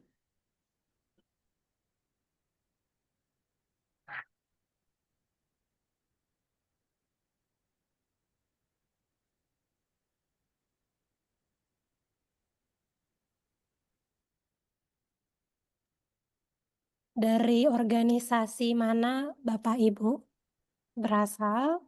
Apakah dari universitas atau dari pemerintahan atau NGO atau dari perusahaan yang CV atau PT, CV atau PT, dari yayasan?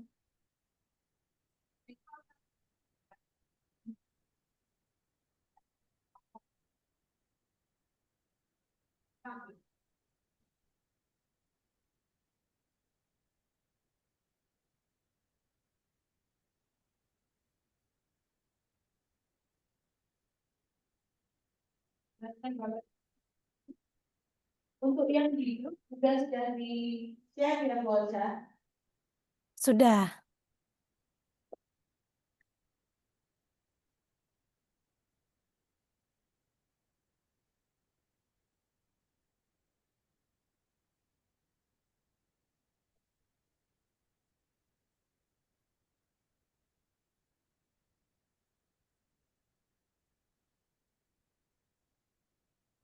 Bapak Ibu nanti kalau pulang boleh membawa kereta, sudah disediakan kotaknya.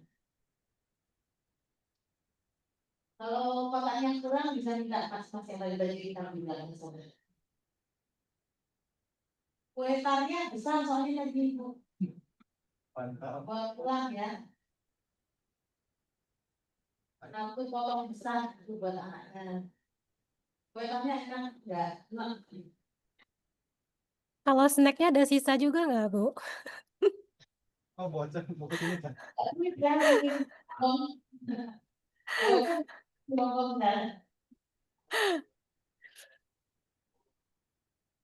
snacknya masih ada, boleh dibawa pulang juga. Oke, kita lanjut ke pertanyaan berikutnya. Ternyata paling banyak berasal dari universitas ya. Nah, bagaimana Anda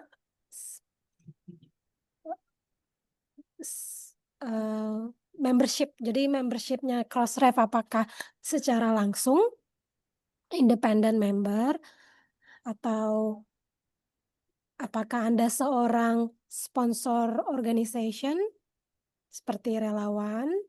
Ataukah Anda membernya salah satu dari sponsor organization?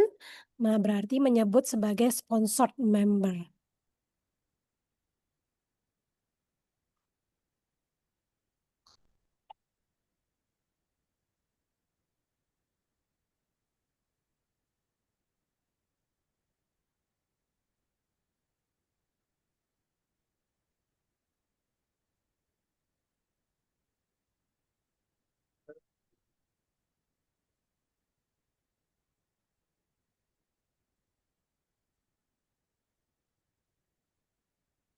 Apakah Bapak Ibu di sini sebagai service provider misalnya membantu meregister konten suatu organisasi?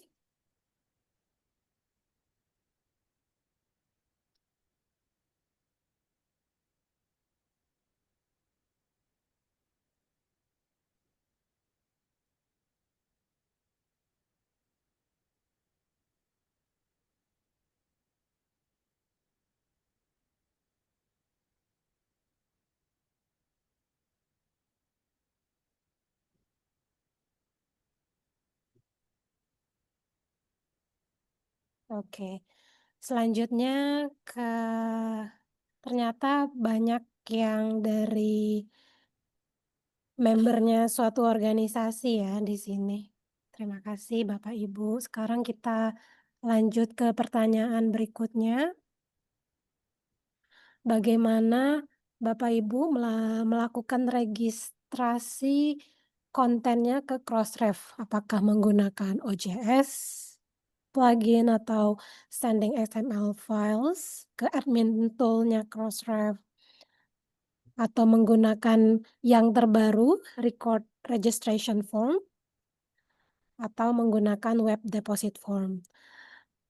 Informasi tambahan, kita akan mendeprecated metadata manager, jadi metadata manager akan tidak bisa diakses lagi karena kami akan mengarahkan kepada member kami untuk menggunakan record registration form.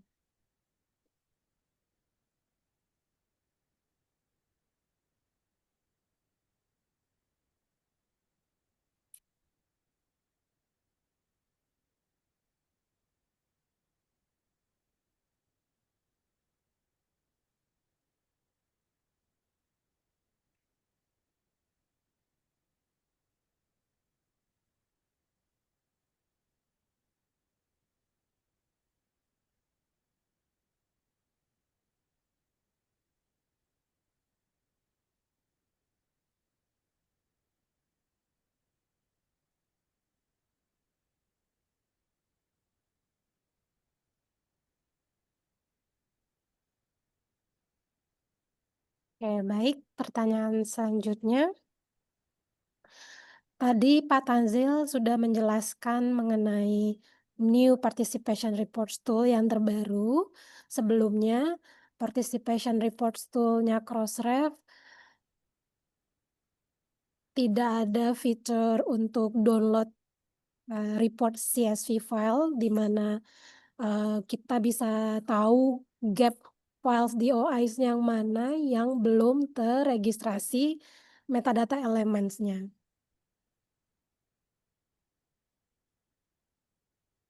Nah, di yang terbaru sekarang bisa tahu, jadi Bapak Ibu bisa melengkapi metadata elemennya, jadi bisa meningkatkan presentasinya, dan akhirnya metadatanya jadi lengkap.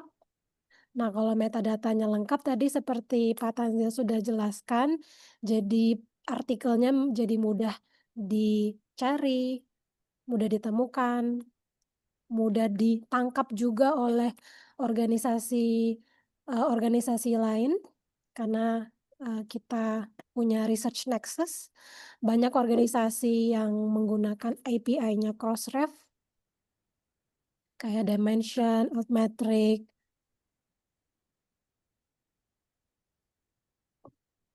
dan lainnya.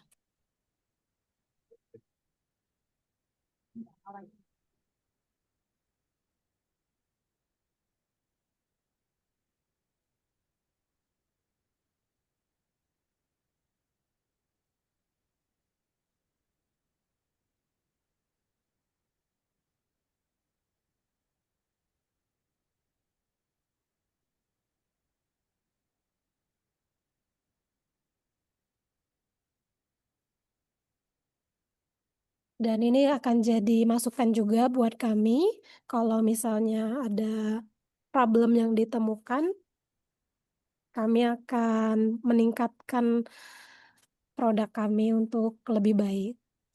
Kalau misalnya ada teman-teman yang ingin ada fitur lain yang ditampilkan, boleh dikabarin. Siapa tahu nanti di version berikutnya bisa muncul.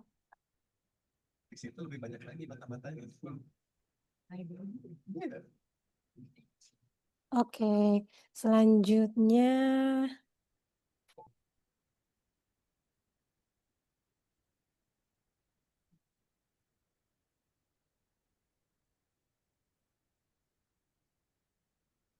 nah, sekarang dalam memperingati Crossref yang ke-25 tahun, apa nih ucapan selamat ulang tahun buat Crossref? Terima kasih banyak sudah menjadi member Crossref. Happy birthday.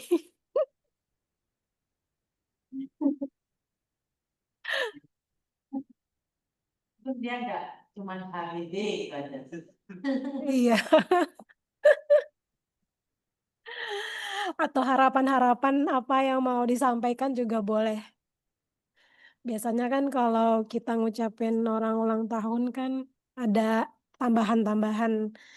Misalnya semoga panjang umur, sehat selalu. Nah, kalau buat Crossref, apa nih harapan-harapannya?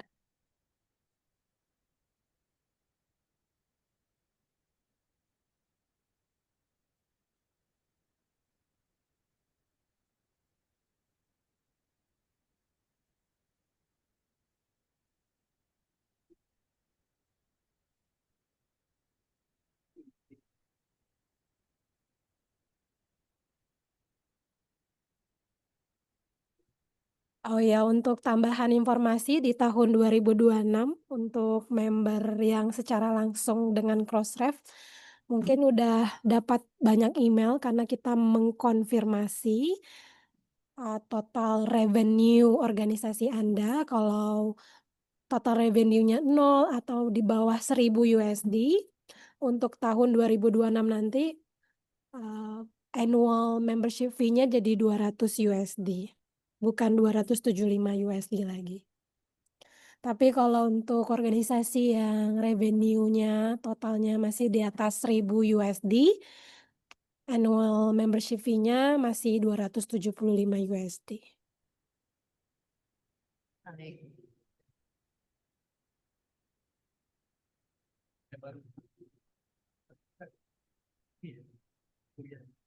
Kan nggak di Indonesia di Inggris. Mulai dah. Tadi. Yeah. Terima kasih banyak atas ucapannya. Selanjutnya, ya topik yang mau didengar lebih lanjut dari kita, yang merasa kayaknya perlu ada informasi tambahan nih tentang topik tertentu. Jadi bisa jadi masukan buat kami untuk sesi webinar berikutnya atau sesi seminar in person tahun depan. Mudah-mudahan ada ya seminar seperti ini lagi yang in person tahun depan dan semoga saya bisa ikut juga.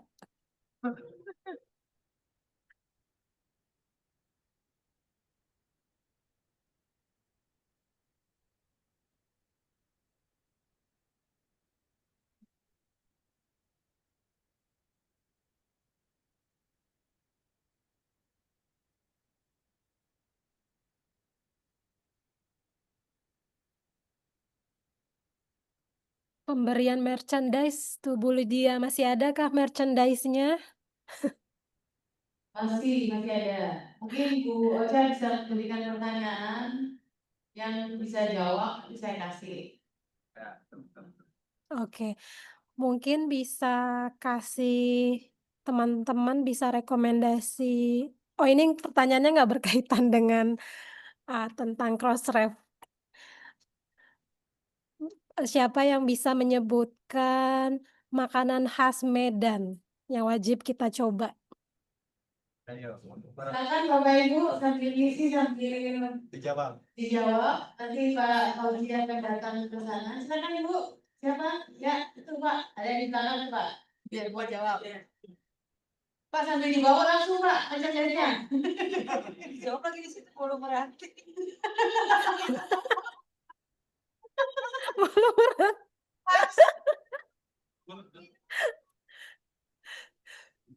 Nanti pas saya share ini ke teman-teman Crossref pada nanya ini nih, bolu meranti apa ini?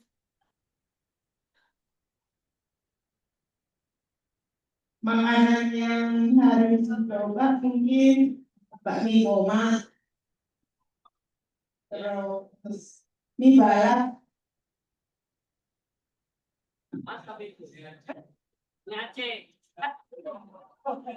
Itu sama seperti saya kemarin, Pak, di sini ada nasi padang. Jadi dia, kenapa saya harus makan nasi padang di Medan? Di Ambon. Di Medan nggak ada, Bu? Belum ada. Makasih. Ya, terima kasih Bu. Silakan Bu Osha. Oke. Pertanyaan berikutnya. Pertanyaan berikutnya ya.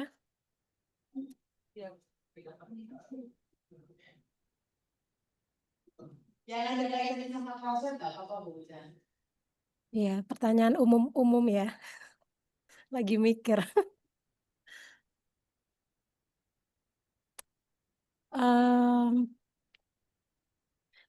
Nama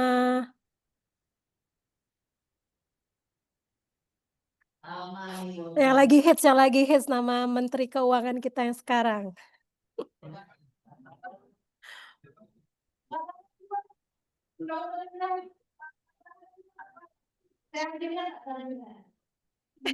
Dijawab lagi di slide. Jawab lagi di situ ya, Ella. BCD dulu aja. Yang mana Bu? Terserah Pak.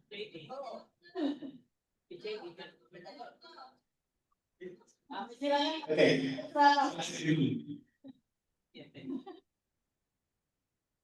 Berbahaya Bu. Oke, terima kasih Pak. Jadi mau Pak. Nah, saya kasih pertanyaan ya Pak ya. Saya kasih pertanyaan. Jadi sebelum Bapak ke sini itu kan sudah punya bayangan seperti apa ya. Tapi setelah mengikuti dari pagi sampai sore hari mau maghrib ini, saya pengen dengar dari Bapak sebaiknya besok tahun depan. Kami kan pasti mengadakan ini setiap tahun. Ya. Nah, silakan Bapak memberikan feedback. Kami melakukannya bagaimana supaya lebih efektif lagi. Silakan Pak. Kalau saran saya sih kita buat seperti ini tiap tahun, tetapi kalau bisa diadakan bagaimana kegiatannya, yaitu membuat misalkan meskipun webinar mengatasi judi online. Nah, salah satunya. Yang kedua, baru kalau bisa supaya lebih efektif dibagi peruangan. Kalau seperti ini kan terbagi banyak pesertanya dan sehingga tidak kondusif. Ya. Jadi dibuat per kelompok atau perubahan sehingga nanti kegiatan tersebut itu bisa terlaksana dengan bagus. Itu aja sih. Terima kasih. Yang kami lakukan di Jakarta tahun lalu juga seperti yang Bapak sarankan. Karena yang hadir diharapkan adalah sysadmin yang Bu Maria ya, sysadmin dan jurnal manager. Nah, untuk hari ini memang yang kami undang adalah jurnal manager kebanyakan. Terus kemudian untuk sysadminnya kami akan memberikan recording seperti yang lain tadi, yang oleh Jonas tadi, untuk belajar teman-teman yang ada di posisi sysadmin dan ngurusi ngurusi CPNO-nya. Ya, memang dalam pekerjaan pengelola jurnal yang sangat banyak itu banyak sekali irisan-irisan pekerjaan yang tidak bisa dilakukan satu orang. Nah, sekarang untuk pertanyaan selanjutnya, terima kasih Pak ya dibacakan. Pertanyaan selanjutnya, apakah ada yang bisa menjelaskan lebih sulit mana jadi jurnal manager atau jadi editor? Jangan Pak, sudah Pak, Silakan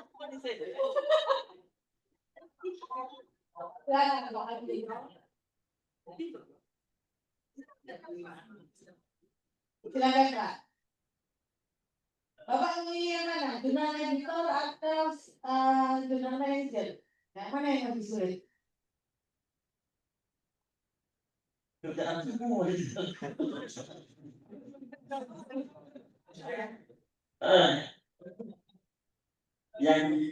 yang paling sulit itu editor. Editor. Iya. Jadi fungsi substansi.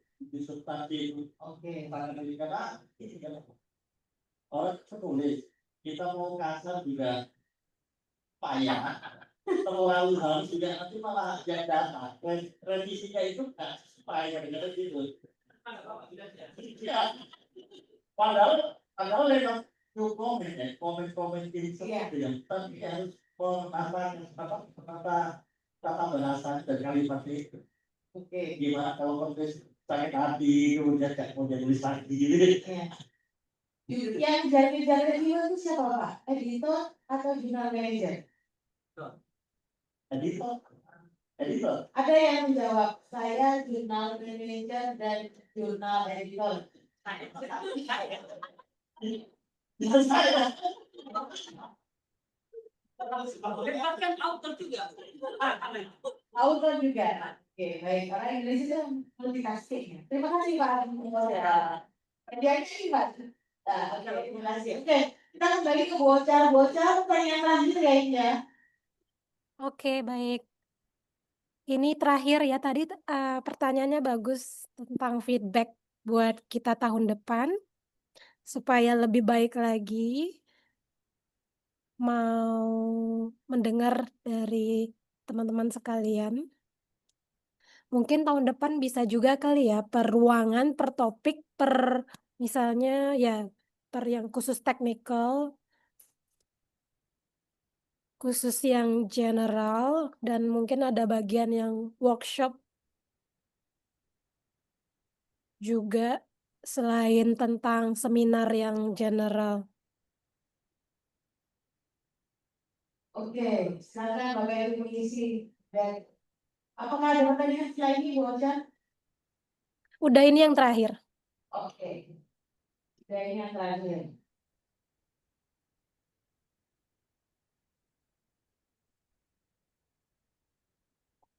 Roadshow dari Sabang sampai Merauke tahun depan ya. Kita harus gimana? Tahun Ya. depan bagusnya di kota mana ya? Mungkin bisa kasih saran juga di sini. Yang itu bukan yang di situ berarti. Kami memilih kemarin karena member Crossref ini banyak sekali yang ada di Medan. Nah, nanti kita akan cek lagi dari member Crossref yang paling banyak yang ada di kota mana. Itu ya bocah. Benar. Oke. Ini sudah muncul Padang nih, Road to Padang. Kayak kira saya tahu. Pak Yusra Fadila ada? Nah, sini Pak, sudah posting di media sosial Pak ya? Masih ada, masih berlaku. Silakan Pak, mau di. Pak Dian? Di depan Udah posting? udah dong, kita duluan udah. Tapi nggak dihitung sama dia. Dulu bajunya Pak.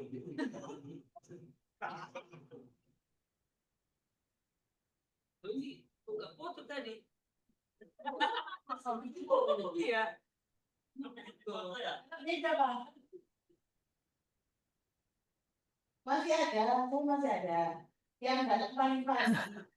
Yang merasa paling pagi, coba angkat tangan. Iya, saya. Dua, Pak. Siapa lu, Pak? Iya. Bapak itu tadi kayaknya apa? Ini Mbak Jaya. Mungkin kasih merchandise juga siapa yang datang dari awal sampai terakhir. Ya, ini. Sorry. Kita di tiga omongan berdua ya, belum tiga. Jam berapa tadi datang? Jam 8 kan? Ya, kita mengerti orang yang data awal.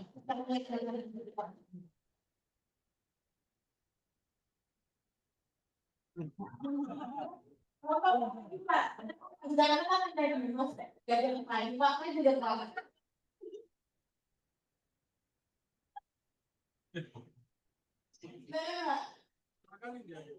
Pak Dian, ayo sebagai penyelenggara harusnya yang foto, kasih. Pak Dian. Ayo Pak Dian, kasih.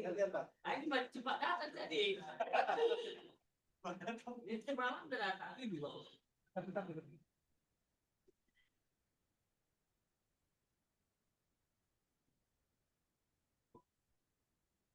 Seperti tadi Pak ya, kalau mouse-nya tidak seukuran bisa ditukar ke Pak. Terakhir mau promosi acara Bu Lydia. Siap, siap Ibu, silakan. Nah, sudah diskusi survei untuk webinar selanjutnya, Bapak Ibu saya harapkan mendaftar pada tanggal 24 November akan ada webinar tentang pengecekan kesehatan metadata atau metadata health check dengan participation report yang terbaru yang tadi dijelaskan oleh Pak Tanzil. Langsung diklik aja barcode-nya, dimotor dulu, nanti bisa daftar. Bapak Ibu bisa ikut webinar ini. Ini tanggal 24 November. Jamnya mungkin pagi ya bocah ya. Ini belum ada jamnya bocah. Oh iya, ini jam 9 paginya Indonesia sampai jam 11, jadi 2 jam. Oke, jam 9 WIB ya, Mbak ya. Oke, Iya. demikian ada lagi bocah yang mau disampaikan. Kita akan menyelesaikan acara hari ini dengan tepat waktu jam 18. Tapi karena kita sudah lebih cepat, maka kita selesaikan 3 menit lebih cepat. Terima kasih kehadirannya Bapak Ibu, partisipasi webinar dan acara Crossref yang lainnya.